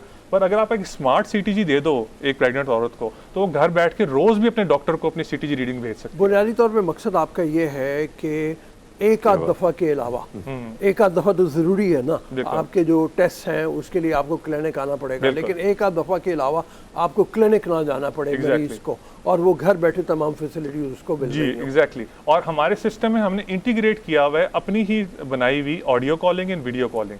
सो जिस ऐप से आप मॉनिटर हो रहे हो, अगर आप चाहते हो, अगर आपको नहीं आना क्लिनिक में, ठीक है, नेक्स्ट आप फॉलो अप विजिट के लिए आ रहे हो, पहले एक दफ़ा आके दिखा चुके हो, आप कंफर्टेबल हो अपने डॉक्टर के साथ, आप चाहते हो दोबारा आके देखना, आप ऐप से ही अपॉइंटमेंट सेलेक्ट करें। जिसी तरह हमारे रिसेप्शनिस्ट को डॉक्टर की अपॉइंटमेंट नजर आ रही है, उसी तरह आपको ऐप में भी नजर आ रही है। आप एक एम्प्टी स्लॉट्स पिक करें, आप इजी पैसा, jazz cash, bank transfer, credit card, debit card से उसको घर बैठे ही पेमेंट करें। अगर आप लेट से कहीं से कोई नई डॉक्यूमेंट आपके पास आता है, कहीं और से आपने दिखाया है या कहीं और से आपने ब्लड टेस्ट करवाया है, आप घर बैठे ही उसी ऐप से उसको स्कैन करें, वो हमारे डॉक्टर के पास इधर भी आ जाएगा। सो हम चाहते हैं कि एक बंदा जो चल के आ रहा है और जो बंदा घर से टेली कंसल्ट कर रहा है, उन दोनों की क्वालिटी ऑफ केयर में कोई फर्क नहीं आना चाहिए। ठीक है, ये मेरे साथी हैं हरमीत। अच्छा डॉक्टर बिलाल जी जी जी जी जी हाँ, जी हरमीत। जी। अच्छा सर, अगर हम देखें जो आप बात बता रहे हैं, वाकई में वक्त बहुत बदल चुका है, लोगों के पास उतना वक्त भी नहीं है और आप बहुत अच्छी एक्सेस दे रहे हो, लेकिन ये तजुर्बा जो है आपसे जानना चाहूँगी, क्या ये पाकिस्तान में पहली बार हो रहा है और क्या दुनिया में, अगर ये इस जाहिर बात है दुनिया तो बहुत एडवांस है हमसे आगे, दो दीगर ममालिक जो हैं उसमें इस किस्म के क्लिनिक का रिजल्ट कितना पॉजिटिव आया है, कितना पॉजिटिव लोग इसको किस तरह देखते हैं? देखिए जी, ये हमने इसका ट्रायल भी रन किया है दुबई में, ठीक है, दुबई डायबिटीज सेंटर में, और उसको पब्लिश भी किया है एक इंटरनेशनल जर्नल में, ठीक है। सो इस चीज़ की जो कहना कि फायदियत या इसकी फ़ायदा जो है वो बिल्कुल प्रूवन एक चीज़ है, और आई थिंक हर मुल्क में हर हेल्थ केयर सिस्टम इसको एक्सप्लोर कर रहा है, ठीक है। ये पाकिस्तान एक पाकिस्तानी डेवलप्ड सिस्टम है, हमने इस्लामाबाद में इसको डेवलप किया था, हमारे डेवलपर्स इस्लामाबाद में होते हैं, तो हमने ये एक हमारा इन होम ग्रोन सिस्टम है, ठीक है, और इसमें हमने हर एंगल से देखा है कि जो चीज़ जो पेशेंट्स को होम केयर में असिस्ट करें, ठीक है, जो डॉक्टर्स को क्लिनिक में असिस्ट करें, और होम और डॉक्टर और क्लिनिक को ब्रिज करने के लिए आपके पास tele consultation services built in होनी चाहिए, ताकि आपको वो सारी डेटा जो सारी इंफॉर्मेशन जो एक डॉक्टर को चाहिए होती है, जो आप एक फिजिकल विजिट में आके बताते हैं उसको, वो सारी चीज को घर पे मिल जाए। लेट्स से उसके बाद डॉक्टर के पेशेंट के पास ये सारी डिवाइसेस घर पे हों, ठीक है, वो घर पे ही वाइटल्स ऐसे ही दे सकता है जैसे कि एक नर्स उसको क्लिनिक में ले रही है, ठीक है। उसके पास ऐप है, वो घर से ही अपॉइंटमेंट बुक कर सकता है, उसकी पेमेंट कर सकता है, उसको लाइनों में लगने की आने की जरूरत नहीं है, ठीक है। और वही उसी ऐप से सर इसी पे एक और सवाल आपसे जानना चाहूंगा डॉक्टर साहब, हमने देखा है हमारे यहाँ हमारा जो रवैया तर्ज जिंदगी है, हम ये देखते हैं कि जब डॉक्टर के पास हम फिजिकली जाते हैं और वो जब बात करते हैं तो बड़े ज्यादा मुतमईन हो जाते हैं, लेकिन इस तरह क्लिनिक्स के जरिए हम बहुत सारे लोग मुतमईन नहीं होते। लेकिन आपसे यही जानना चाहूंगा कि आपके जितने पेशेंट हैं या लोग जितने आते हैं जो आपके साथ अटैच हैं, वो उनका क्या रिस्पॉन्स है? जी रिस्पॉन्स बहुत अच्छा है, क्योंकि हम ही नहीं चाहते कि ये 100% आप टेली कंसल्ट कराएं। हम हर किसी को यही एडवाइस करते हैं, आप एक दफा आके फिजिकली दिखाएं, आप डॉक्टर से मुतमईन हो, ठीक है, आप सारा प्रोसेस देखें, आप फ्लो देखें उसका, ठीक है। उसके बाद लेट्स से कि आपको ब्लड शुगर या ब्लड प्रेशर डायग्नोज हो जाती है, ठीक है, आपको उसके लिए हर 3 से 6 महीने बाद आके अपने डॉक्टर को दिखाना है, ठीक है। पहली दफा विजिट में आपकी सारी फाइल जो अपने साथ घर से ला रहे हैं वो सारी स्कैन हो जाती है सिस्टम के अंदर, वो भी परमानेंट पार्ट बन जाती है, आप डॉक्टर से भी मिल लेते हैं। डॉक्टर हो सकता है आपको होम मॉनिटरिंग के लिए कोई डिवाइस भी ऑर्डर कर देता है, लेकिन उसके बाद आपने हर 3 से 6 महीने बाद आना है उसको फॉलो अप करने, ठीक है। आप एक दफा आ जाए, 2 दफा आ जाए, जब आप कंफर्टेबल हो जाए और आपकी ट्रीटमेंट सेट हो जाए, तो फिर प्रॉब्ली आपको वही level of care follow up visits के लिए घर पे मिल सकता है आराम से, आपको आने की शायद जरूरत नहीं हो, ठीक है। लेकिन कोई आपको रोकेगा नहीं कि आप वही डॉक्टर को आगे फिजिकली दिखाएं, इट्स जस्ट एन ऑप्शन। आपके पास इस वक्त कितने तकरीबन डॉक्टर मौजूद हैं वहाँ पे जिनको आप वहाँ बैठ के वो देख रहे होंगे, या भी कम तादाद के साथ काम कर रहे हैं? हमने स्टार्ट किया है with around 8 doctors and 9 nurses, ठीक है, and plus other than the clinic services we are also offering 24/7 urgent care services. Urgent care services में हमारे पास 4 बेड्स हैं। Urgent care means short stay for patients. For example अगर आपको vomiting या diarrhoea हुआ है, अगर आप किसी इमरजेंसी जाते हैं, तो this is again very low priority thing, तो इमरजेंसी में आपको 4-5 घंटे लग जाएंगे, ठीक है, इस काम में, ठीक है। अगर आपको सिर्फ इस काम, लेट्स से आपको डायरिया हुआ या वॉमिटिंग हुई है, आपको सिर्फ एक नौजिया की दवाई चाहिए, आपको आईवी फ्लूइड्स चाहिए, आपको पेट की तेजाबियत की शायद कोई दवाई चाहिए, ठीक है, तो ये 3-4 चीजें आप ला के विद इन 1 आवर लगवा के घर भी जा सकते हैं। Similarly for non life threatening elements, ठीक है, नॉन लाइफ थ्रेटनिंग डिजीजेस, हमारे पास एक 4 बेडेड अर्जेंट केयर भी है which is also staff by doctors and nurses. So आपने दिन में किसी टाइम भी आके, अगर आईवी लगवाना है, आपने कोई आईवी मेडिकेशन लगवानी है, आईवी फ्लूइड्स लगवाने हैं, आपको कोई थोड़ा बहुत प्रॉब्लम हो रही है जिसके लिए आपको कोई घंटे 2 घंटे के लिए स्टे करना पड़ता है, ठीक है, तो वो चीज अर्जेंट केयर देता है। So urgent care is 1 step above a clinic but 1 step below an emergency. So that is something और जो हम ट्राई करना चाह रहे हैं यहाँ पे। ठीक है, मैं कोई डिवाइस देख लूँ मतलब आपकी जो आप देंगे लोगों को, मतलब कि अपने घर में रखें, ये जैसे ये है जी, थर्मोमीटर है, थर्मामीटर है, ये तो डिजिटल थर्मामीटर है जी। तो इसको आप लेके सिंपली ये कान का टेम्परेचर भी चेक कर सकते हैं और माथे का टेम्परेचर भी चेक कर सकते हैं। अच्छा, तो ये जी। ठीक है? बिल्कुल बिल्कुल नॉर्मल है आपकी। ये हमारा एक ब्लड प्रेशर, ये हमारा पल्स ऑक्सीमीटर है। ठीक है। इससे आपकी ब्लड की ऑक्सीजन ठीक और है। आपका हार्ट रेट पता चल जाता ठीक है। आप इसको भी देख लें। और ठीक है। ये हमारा एक ब्लड प्रेशर मॉनिटर है, प्लस blood ये एक pressure single lead monitor। ECG भी देता है। सिंगल ठीक लीड है। ईसीजी के अलावा जैसे मैंने कहा ना, हमारे पास 6 लीड ईसीजीज भी हैं, हमारे पास होल्टर मॉनिटर्स भी हैं। तो हर तरह की जो मेडिकल डिवाइस है ना, जिसका मेडिकल पैरामीटर या मेडिकल की कोई रिकॉर्डिंग है जो आप करना चाहो, वो हम ये डिवाइस से कर तमाम सकते जो हैं। है ये आपके फ़ोन के साथ कनेक्टेड होके बिल्कुल। और ये डिजिटली चली जाएंगी आपके पास। बिल्कुल, आपने बस इसको इस्तेमाल करना है। हमने सिर्फ इसको इस्तेमाल करना है। जी। और जब भी आप इस्तेमाल करेंगे वो सारी रीडिंग आपके पास चली जी जाएगी। बिल्कुल। और अगर जैसे आप कह रहे थे कि कोई रोहू साहब आपके पास आज बड़ा अच्छा चांस है, सारी जो है चेकिंग वगैरह आप यहाँ से कर सकते हैं। अच्छा डॉक्टर साहब, आपसे जानना चाहूँगा क्योंकि जारी बात है इक्विपमेंट, ये सारी चीज़ें जो है, आलात जो हैं वो लेने भी पड़ते हैं। अब ये जो मेरी तरह बंदा है, आम बंदा है, तो उसका कितना एक्सेस होगा, किस तरह वो ख़रीदेगा, कितनी प्राइस की, कितनी मुनासिब प्राइस रखी है, क्या थोड़ा सा इसके बारे में थोड़ा सा बताइए, क्योंकि देखने वाले ये भी चाहते हैं, क्योंकि एक बहुत इंटरेस्टिंग चीज़ आप लेके आए हैं जो हम भी दिलचस्पी रखते हैं कि भाई हाँ, ये ट्रीटमेंट का तरीका बड़ा ज़बरदस्त है और इसको इस पर ये करना चाहिए। देखिए, first of all just like जिस तरह आप एक फार्मेसी जाते हैं और आप दवाई लेते हैं, सो फर्स्ट ऑफ ऑल आपके डॉक्टर को ऑन बोर्ड होना चाहिए और डॉक्टर को एडवाइस करना चाहिए कि आपको एक्चुअली ज़रूरत है। फॉर एग्जांपल आपको शायद ज़रूरत किसी भी चीज़ की ना हो, आप you probably very healthy person, ठीक है, पर किसी बंदा जिसको प्रूवन है कि उसको डायबिटीज़ या हाइपरटेंशन है, हमारे डॉक्टर उसको ऑटोमेटिकली खुद ही एडवाइस कर देते हैं कि जी आपको हाइपरटेंशन है, ब्लड प्रेशर की बीमारी है या कुछ ब्लड शुगर की बीमारी है, तो आप ये प्लीज़ मॉनिटरिंग डिवाइस लें।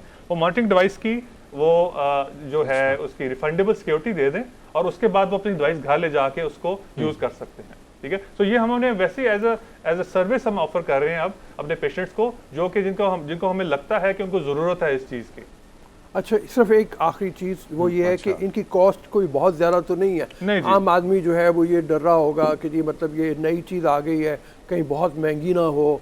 और नहीं जी, अच्छा, ऐसे एक्चुअल जो एफर्ट होती है ना, ये devices are not that difficult. आप किसी भी मेडिकल स्टोर में आपको पल्स ऑक्सीमीटर मिल जाएगा, आपको ऑटोमेटिक ब्लड प्रेशर मशीन मिल जाएगी। लेकिन आपके जो है ये फ़र्क है, मतलब इसमें वायरलेस कैपेबिलिटी है Wireless ताकि ये डेटा जा सके। ये वरना हर डिवाइस डिस्प्ले में तो शो करती है, पर एक्चुअल जो एफर्ट है या एक्चुअल जो इसमें काम है ना, वो है कि आप इसका सारा डेटा, एक तो आप वायरलेस डिवाइस हो जो वायरलेसली डेटा भेज सके और वो डेटा आप इंटीग्रेट कर सको एक सिस्टम में। तो एक्चुअल एफर्ट जो होती है ना, वो इतनी ज़्यादा डिफरेंट डिवाइसेस का डेटा आना, उसको समझना और उसको एक ही सिंगल सिस्टम में इंटीग्रेट करने से होता है। ठीक है sir, thank you very much, बहुत Thank you. भी शुक्रिया तशरीफ़ लाने के लिए। ये मुस्तकबिल है और मुस्तकबिल की प्लानिंग जिस तरीके से इन लोगों ने की है वो बहुत ही शानदार है। इस काविश को सराहा जाना चाहिए और हम उम्मीद यही करते हैं कि एक बार सिर्फ अपना एड्रेस बता दीजिए ताकि लोग जो आना चाहें वो आपके वहाँ पे डिफेंस राया में जी, जी। फेज 6 में आपने बताया कि जी जी, आपका ये फेयरवेज ठीक है। कमर्शियल में। ठीक है जी, बिल्कुल, बहुत मेहरबानी। हमें चलना है एक ब्रेक की तरफ, ब्रेक के बाद वापस आएंगे, अगले सेगमेंट में आपसे मुलाकात होती है।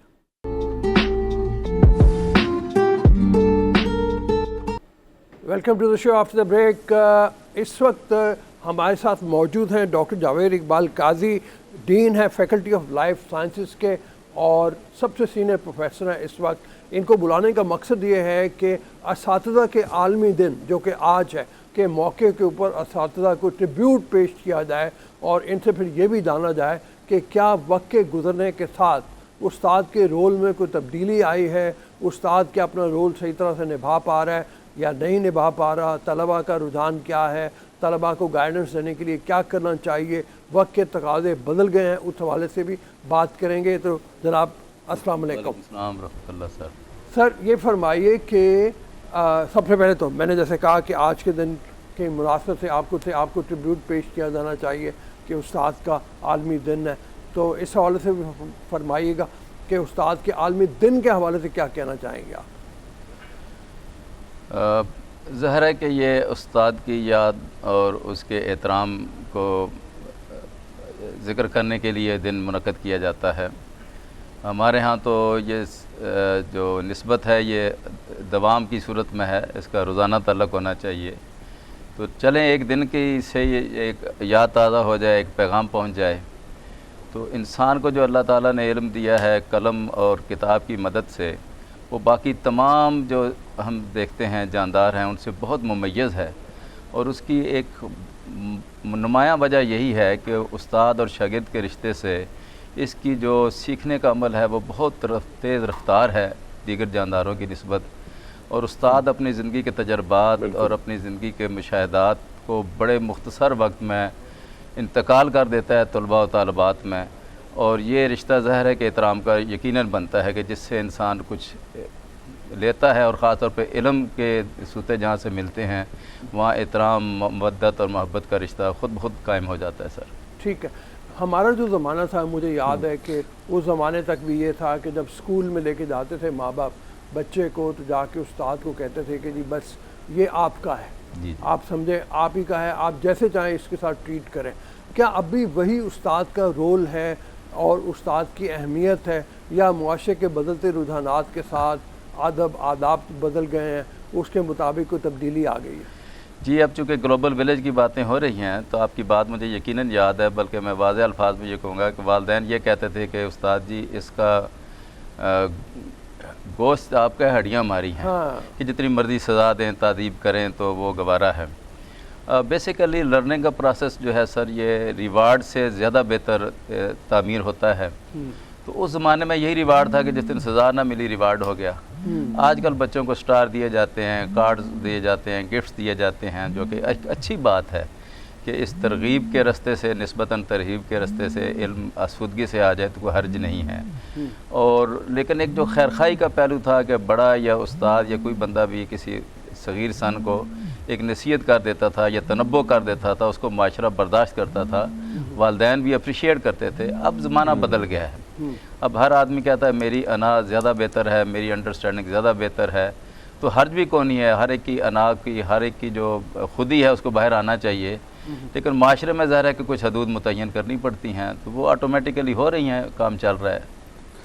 ठीक है। अच्छा डॉक्टर जावेद साहब, हमने देखा, बल्कि मैं अपने ज़माने की बात करूं तो मुझे आज भी याद है, जितने भी मेरे टीचर हजरात हैं, जितने भी उस्ताद मेरे रहे हैं, तो आज भी मैं जब वो किसी रास्ते से गुजरते तो हम गांव में तो ऐसे होता कि हम रास्ता भी बदल लेते थे, और जहाँ पे वो नज़र आते तो वो महफिल छोड़ के हम कहीं और चले जाते थे। और रूह साहब जो फरमा रहे हैं उसी तरह था ये सारा सिलसिला।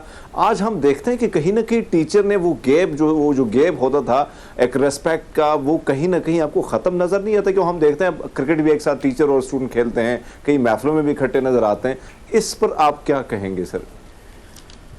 इसमें जो मैंने कहना है वह पहले कह चुके हैं। ज़ाहिर है कि उस ज़माने में आजकल भी ये चीज़ रिवाज में मौजूद है।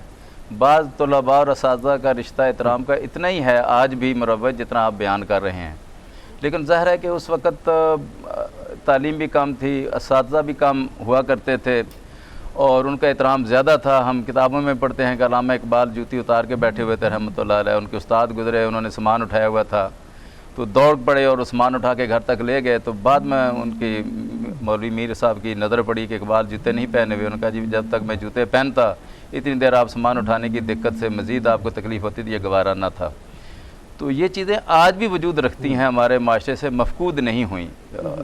ताहम ज़ाहिर है कि जब टीचर ने वो एहतराम या वो डिस्टेंस या सादा और टीचर के दरमियान जो था वो किसी और शेप में आ गया है, लेकिन एहतराम का दर्जा अभी तक भी मौजूद है, मैं तो यही कहूँगा। ठीक है, ये फरमाइए कि ये जो एक रट चली है यूनिवर्सिटीज़ की, प्राइवेट यूनिवर्सिटीज़ की ख़ास तौर पे, वो ये है कि परमानेंट बुनियादों के ऊपर उस्ताद नहीं रखे जाते, बल्कि उनको टेम्प्रेरी बुनियाद पे रखा जाता है। एक सब्जेक्ट पढ़ाया, छुट्टी हो गई, दूसरा सब्जेक्ट पढ़ाया कुछ लेक्चर्स के लिए। इससे भी तो फ़र्क पड़ता होगा ना उस्ताद के एहतराम में। ज़ाहिर है जब उसका रिश्ता ही तलबा से डेवलप नहीं हो पाता तो वो किस तरह आगे चलेंगे? जी, इसमें बहुत तफसीली बातें हैं। एक तो जो प्राइवेट नहीं पब्लिक यूनिवर्सिटियाँ उनमें भी सर्विस स्ट्रक्चर बदला है। हायर एजुकेशन कमीशन ने एक नया सर्विस स्ट्रक्चर दिया जिसे हम कहते हैं टेन्योर ट्रैक सिस्टम। वो बुनियादी तौर पर परफॉर्मेंस बेस्ड है। असल में हुआ यह है कि सिर्फ असातिज़ा की बात नहीं है, इसमें हम जितने भी गवर्नमेंट एम्प्लॉइज़ थे उनकी एफिशिएंसी या इस्तेदाद जैसे जैसे अखलाकी इन्हतात आता गया कम होती गई। जो ज़िम्मेदारी से काम करने का रुझान था उसकी जो शरह थी वो निस्बतन कम हुई, इसको तो तस्लीम करना चाहिए। फिर ये जो टेन्योर ट्रैक सिस्टम है ये परफॉर्मेंस बेस्ड था यूनिवर्सिटियों में कि इतना काम करेंगे, इतनी पीएचडी कराएंगे तो आपको इतनी तनख्वाह में बढ़ोतरी हो जाएगी, ये आपको ग्रेड मिल जाएगा। तो ये तो बेहतर था, लेकिन और बेहतर है अब भी परफॉर्मेंस बेस्ड है। अब प्राइवेट यूनिवर्सिटियों में ज़ाहिर है कि अगर वो पर क्लास टीचर को बुलाते हैं तो उस टीचर के पास तो यही होता है कि यहाँ मैंने क्लास पढ़ाई है, यहाँ मेरा हिस्सा पूरा हो गया, अब मैंने जंप करके दूसरी यूनिवर्सिटी में जाना है, वहाँ एक और क्लास पढ़ानी है। तो जो असातिज़ा और तलबा और तालबात का इंटरेक्शन था, जिसमें कोई लर्निंग होती थी, क्वेश्चनिंग होते थे, काउंसलिंग होती थी, तरबियत होती थी, उसका शायद अब वक्त ही नहीं रहा इस सिलसिले में। ये तो गेम बन गई है पैसा कमाने की। अच्छा डॉक्टर साहब एक चीज़, जी जी जी, हाँ फरमाइए हरमीत। डॉक्टर साहब हम जी जी डॉक्टर साहब, हमने देखा, जो मैंने देखा, मैं अपनी तजुर्बे की बात की बुनियाद पर बात कर रहा हूँ, कभी कभी हमारे यहाँ ये होता था कि जो टीचर होते थे वो कभी कोई नसीहत बताते थे, कोई बात ऐसी होती थी कि वो कोई अखलाकियात का दर्स, बहुत सारी ऐसी चीज़ें। लेकिन आज मेरे बहुत सारे दोस्त जो हैं वो लेक्चरर हैं या वो टीचर्स हैं, कहीं ना कहीं स्कूल्स में काम कर रहे हैं, अपनी ड्यूटी सर अंजाम दे रहे हैं, तो उनकी जानब से ये कंप्लेंट बड़ी आती है कि आज के तलबा को अगर आप थोड़ी सी कोई नसीहत भी कर दो तो सीधा, जिस तरह वो पीएम का पोर्टल बना था जिसमें कंप्लेंट आप दर्ज करते थे, तो बहुत सारी कंप्लेंटें ऐसी भी दर्ज हो जाती हैं। इसको आप कैसे देखते हैं सर? मैं यही कहूँगा जी कि जो टीचर की इल्मी हैबत है, मैं एक इस तरह इस्तेमाल करूँ, इल्मी हैबत, अगर वो मौजूद हो, वो तैयार हो के जाए, मेहनत करके जाए, कुछ डिलीवर करे, कुछ नई चीज़ उन्हें देने की कोशिश करे और तलबा की तवज्जो का असूल करने में कामयाब हो जाए, तो उस तनाज़ुर में तो फिर नसीहत भी कारगर हो जाएगी और वो सुन लेंगे। लेकिन अगर टीचर जो है वो जो उसका बुनियादी फरीज़ा था उसमें कोई बहुत आला कारकर्दगी का इजहार नहीं कर रहा, तो तलबा बेशक नंबर कम लें, बेशक वो उनकी सप्लियाँ आ जाएँ, वो टीचर को जज कर लेते हैं कि या मैं क्या डिलीवर कर रहा है कि नहीं कर रहा, और इसका लेवल क्या है, यहाँ से बारिश हमें नसीब हो रही है ये नहीं हो रही, वो 1-2 मिनट के गुफ्तगू में उनको पता चल जाता है। तो इसमें मेरा पैगाम असातिज़ा के लिए भी यही है कि वो मेहनत करें और अच्छे डिलीवर करें, मेहनत करके जाएं और नए उलूम उनको मुतारफ़ कराएं और अपने इल्म से उनको मुस्तफ़ीज़ करें। तो उसके दरमियान फिर अगर वो नसीहत करेंगे या पंदो नसाया का सिलसिला होगा, वो भी इंशाअल्लाह जब आपकी उनसे एक तल्लक इस्तवार हो जाएगा, एक एतमाद का तल्लक इस्तवार हो जाएगा, वो आपको कोई अहमियत देंगे, आपको कुछ समझेंगे, आपको कुछ दर्जा देंगे, तो फिर नसीहत भी कारगर होगी ना। अगर आप खुद डिलीवर नहीं कर रहे, क्लास में तैयारी करके नहीं जा रहे और कोई चीज़ें उनको मिल नहीं रही, तो इस तनाज़ुर में खाली नसीहत तो कोई नहीं सुनता ना। नसीहत के लिए बामल होना इंतहाई ज़रूरी है जी।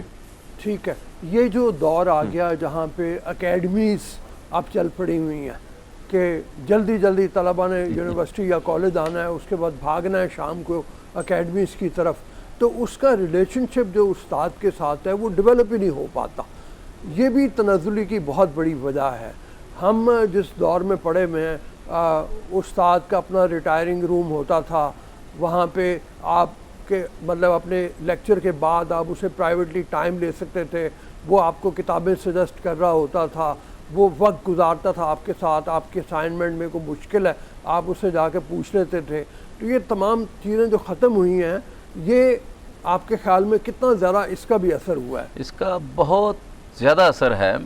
एक्चुअली एक तो एक्टिव लर्निंग है कि उस्ताद पढ़ा रहा है, लेक्चर दे रहा है, स्टूडेंट सुन रहे हैं और उसको वो नोट कर रहे हैं, क्वेश्चनिंग हो रही है। एक पैसिव लर्निंग है कि अगर उसके माहौल में वक्त गुजारा जाता है, उनके एक आपस में बाहमी रवाबत होते हैं, तो पैसिव लर्निंग ज़्यादा इफ़ेक्टिव और तादेर होती है और तरबियत का वही मेन हिस्सा होता है। मुझे अपनी हद तक याद है कि न सिर्फ प्राइमरी स्कूल बल्कि जो सेकेंडरी हायर सेकेंडरी स्कूल था रावलपिंडी में, हमारे हेडमास्टर शेख इसाक मरहूम हमें मगरब तक बगैर ट्यूशन के पढ़ाते थे।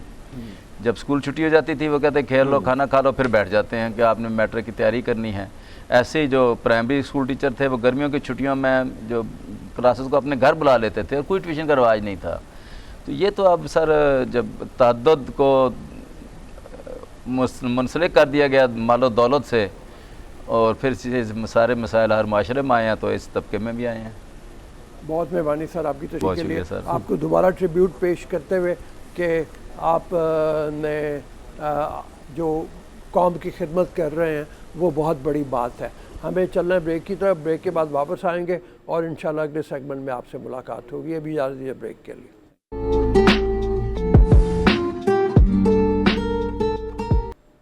Welcome to the show after the break.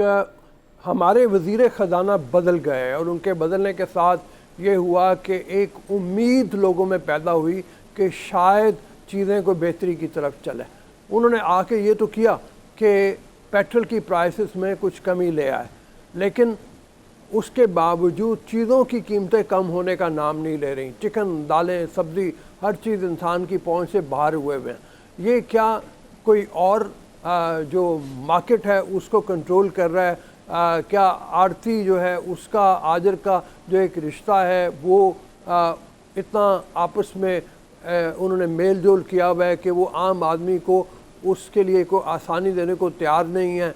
क्या सूरत हाल बनेगी आइंदा आने वाले दिनों में? कोई कमी हमें महसूस होती है चीज़ों की कीमतों में होगी या नहीं होगी, या महंगाई इसी तरह से अपनी लपेट में हमें लिए रखेगी? हमारे साथ डॉक्टर अकमल हुसैन माहिर मईशियात हैं, उनसे चल के बात करते हैं। डॉक्टर साहब अस्सलाम वालेकुम। वालेकुम सलाम जी। सर, एक तो पेट्रोल की कीमतें तो कुछ कम हुई हैं, लेकिन कमोडिटीज़ की चीज़ें कम होने का नाम नहीं ले रही। इसकी वजह क्या लगती है आपको? मार्केट फोर्सेस जो हैं वो क्या पैगाम दे रही हैं, और क्या आने वाले दिनों में जैसे कि वज़ीर ख़जाना कहते हैं कुछ आसानी होगी, कोई आसानी नज़र आती है आपको? आपकी आवाज़ ज़रा कट रही है, मगर मुझे आपके सवाल की समझ आ गई है बुनियादी तौर पे। मैं कोशिश करता हूँ जवाब देने की। जी जी। ये रात ज़र मौजूदा है वो उसके मुख्तलिफ अंसर हैं। सबसे पहला जो इस वक्त बहुत तारीख में सबसे ज़्यादा इन्फ्लेशन रेट अफरात ज़र हुई है, तकरीबन 46% एनुअली। तो उसकी जो बुनियादी वजह है वो ये है कि पाकिस्तान का जो एक्सचेंज रेट है, रुपए की जो कीमत है डॉलर के हवाले से, वो उसमें बहुत ज़्यादा डिप्रिसिएशन हुई है रुपये में। रुपये की कीमत, रुपये की जो कदर है वो बहुत ज़्यादा कम हो गई है, जिसका मतलब ये है कि जब आप डॉलर के ज़रिए ख़रीदते हैं अपनी दरामदात इंपोर्ट्स करते हैं जब, तो उनकी रुपये प्राइस बहुत ज़्यादा बढ़ जाती है। तो जब आपके इंपोर्टेड इनपुट्स गुड, चाहे अशिया हों या इनपुट्स हों इंडस्ट्री के लिए, मैन्युफैक्चरिंग के लिए, तो वो फिर तमाम अशिया जो पाकिस्तान में बनती हैं, जो इंपोर्टेड इनपुट्स इस्तेमाल करती हैं, उनकी कीमतें बहुत ज़्यादा तेज़ी से बढ़ जाती हैं। सो ये एक बुनियादी अफरात ज़र की वजह है। अब दूसरा जो आप बात कर रहे हैं कि रोज़मर्रा की खाने पीने की चीज़ें, उनमें इजाफा होता चला जा रहा है, बावजूद इसके कि जो डॉलर प्राइस ऑफ रुपये है, एक्सचेंज रेट जो है, उसको थोड़ा सा डार साहब ने इंटरवीन करके थोड़ी सी इम्प्रूवमेंट की है, मार्जिनल इम्प्रूवमेंट है।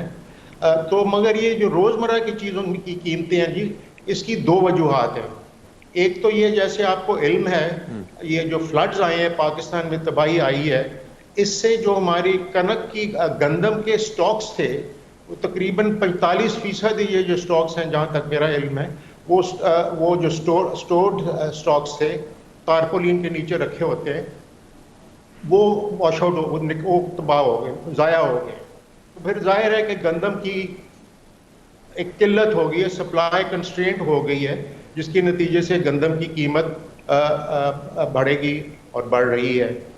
दूसरा, ये जो सब्जियां हैं, सब्जियों की और दालों की कीमतों की आपने बात फरमाई है, उसके अंदर ये मसला है अनफॉर्चुनेटली कि लोग जो डीलर्स हैं ना इसके, वो एंटिसिपेट कर रहे हैं कि जी इनकी भी सप्लाई शॉर्टेजेस होंगी, हम इंपोर्ट इसको रिक्वायर्ड अमाउंट्स में इंपोर्ट नहीं कर सकेंगे, तो वो एंटिसिपेट करते हैं, वो अपनी कीमतें बढ़ा देते हैं। और दूसरी जो वजह है जो आप समझ सकते हैं आसानी से, वो ये है कि जो भी चीज़ें बेचता है ना, वो चीज़ें खरीदता भी है। अब जब खरीदने वाली चीज़ें जो हैं उनकी कीमतें बढ़ रही हों, मतलब है कि आपकी पेट्रोल की कीमत बढ़ रही हो, कपड़ों की कीमत बढ़ रही हो, शूज़ की कीमत बढ़ रही हो, तो और फीसें बढ़ रही हैं बच्चों की, तो उसके नतीजे में वो अपनी रियल इनकम को मेंटेन करने के लिए वो ये करते हैं कि जो चीज़ें बेच रहे हैं उसकी कीमत बढ़ा देते हैं। और ये जो आम अशिया की चीज़ें जो बढ़ा रहे हैं, इसमें इन लोगों के कार्टेल्स भी हैं, इनका आपस में एका भी होता है। ये जो डीलर्स हैं, होलसेलर्स हैं, डिस्ट्रीब्यूटर्स हैं, इनका एका भी होता है आपस में, तो वो फिर मिलजुल के वो कीमत को बढ़ा देते हैं।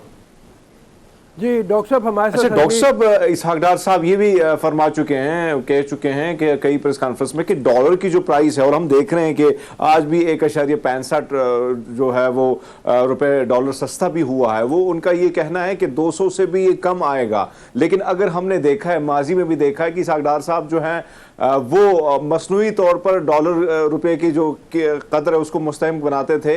आज अगर हम देखें तो हमारे पास ना IMF का के जो पैकेज हैं वो पहुंचा है, ना सैलाब की जो तबाकारियाँ हुई हैं, पूरी दुनिया से जो इमदाद आनी थी वो डॉलर की सूरत में आती है, वो भी नहीं पहुंच पाते। इसको कम करना कितना बड़ा चैलेंज होगा डार साहब के लिए?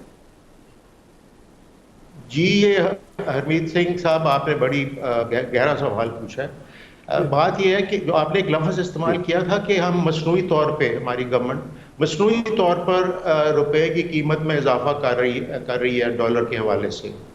तो वो मसनूई का मतलब ये है कि माजी की बात करो, जो जी, हमारे एक्सपोर्ट्स हैं, जी जी अल्टीमेटली एक्सपोर्ट अर्निंग्स और इंपोर्ट एक्सपेंडिचर्स के दरमियान जो गैप है वो जब बढ़ जाता है तो फिर रुपए की कीमत डॉलर के हवाले से गिर जाती है। आपको ज्यादा रुपए देने पड़ते हैं $1 खरीदने के लिए। तो अब बुनियादी तौर पे हमारा मसला जो है वो बैलेंस ऑफ ट्रेड का डेफिसिट है, यानी हमारे इंपोर्ट एक्सपेंडिचर्स बहुत ज़्यादा हैं और एक्सपोर्ट अर्निंग्स बहुत कम है, वो बढ़ नहीं रही। उनको बढ़ाने के लिए बुनियादी स्ट्रक्चरल चेंजेस, मईशत के ढांचे के अंदर तब्दीलियां लानी पड़ेंगी। ये एक medium to long term challenge है, यानी एक्सपोर्ट की डाइवर्सिफिकेशन करनी पड़ेगी। हम इस वक्त ऐसे एक्सपोर्ट्स कर रहे हैं जिनकी इंटरनेशनल मार्केट में रिलेटिवली कीमत कम है, वो नॉलेज इंटेंसिव अशिया नहीं है, सिंपल से अशिया एक्सपोर्ट कर रहे हैं, टेक्सटाइल्स एक्सेट्रा। तो अब अगर आपने एक्सपोर्ट ग्रोथ को तेज़ी से बढ़ाना है, एक नई ट्रेजेक्ट्री पे ले जाना है, तो उस सूरत में फिर आपको ऐसी अशिया एक्सपोर्ट करनी पड़ेंगी जो नॉलेज इंटेंसिव, साइंस इंटेंसिव अशिया हैं, जिनकी फिर डॉलर की कीमत बहुत अच्छी होती है और उनकी डिमांड भी बड़ी तेज़ी से बढ़ रही है बैन अवी मार्केट में। तो ये आपका जो मीडियम टर्म चैलेंज है इस गवर्नमेंट का, या जो भी गवर्नमेंट आए, मीडियम टर्म चैलेंज उनका ये है कि आपकी एक्सपोर्ट्स को डाइवर्सिफाई करना पड़ेगा। लो वैल्यू एडेड गुड्स से लेके high value added knowledge intensive अशिया की तरफ हमें जाना पड़ेगा, तो फिर आपका एक्सचेंज रेट स्टेबलाइज हो सकेगा ऑन अ रेगुलर बेसिस। ये जो ना अपना शॉर्ट टर्म क्विक फिक्सेस कि जी आप अपना रिजर्व बेच के, डॉलर के रिजर्व बेच के आप रुपए की कीमत में इजाफा कर लें डॉलर के हवाले से, ये वाकई आप सही कहते हैं मसनूई तरीके हैं। असल तरीका एक्सपोर्ट डाइवर्सिफिकेशन है। अच्छा डॉक्टर साहब ये बताइए कि मिफ्ता इस्माइल ने अपने ही वज़ीर के ऊपर एक तरह से क्रिटिसिज्म कर दिया और उन्होंने कहा कि ये जो पेट्रोलियम लेवी है इसको अगर हम नहीं बढ़ाएंगे, जो कि इसहाक डार साहब कहते हैं कि IMF से वो खुद डील कर लेंगे, तो लगता ये है कि ये करना पड़ेगा। जब पेट्रोलियम लेवी बढ़ेगी तो पेट्रोल की प्राइसेस भी बढ़ेंगी, और आप जैसे बता रहे हैं कि एक कमोडिटी की चीज़ बढ़ेगी, कीमत बढ़ेगी तो दूसरी भी बढ़ेंगी। तो मुस्तकबिल आपको किस तरह का लग रहा है इस हवाले से? ये जो मसला जी, मुस्तकबिल आप देख रहे हैं कि मुस्तकबिल से क्या मुराद है।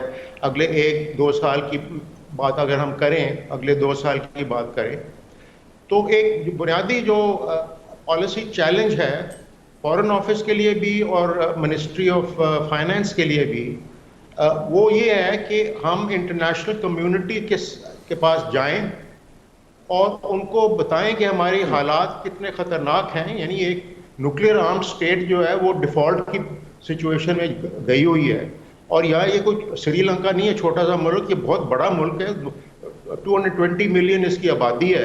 तो यहाँ खुदा ना खास्ता अगर ये इकोनॉमिक कोलैप्स हो जाता है तो एक उसके बड़े गहरे पूरे इस खित्ते के लिए, एशिया के लिए और दुनिया के लिए बड़े ख़तरनाक नताइज हो सकते हैं।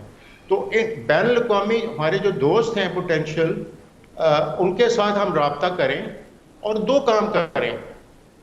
देखिए, ये बड़े कम लोगों को पता है कि IMF का एक किस्म का ग्लोबल करेंसी है स्पेशल ड्राइंग राइट्स, SDRs।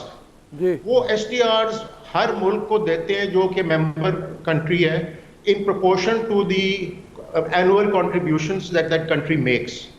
अब जो डेवलप्ड ममालिक हैं, यूरोपियन ममालिक हैं या अमेरिका है, उनके और या चाइना है, उनके बहुत ज़्यादा SDRs हैं जो उन्होंने इस्तेमाल नहीं किए हुए, और वो SDRs उन्होंने अपने सेंट्रल बैंक में डाले हुए हैं as part of the reserves.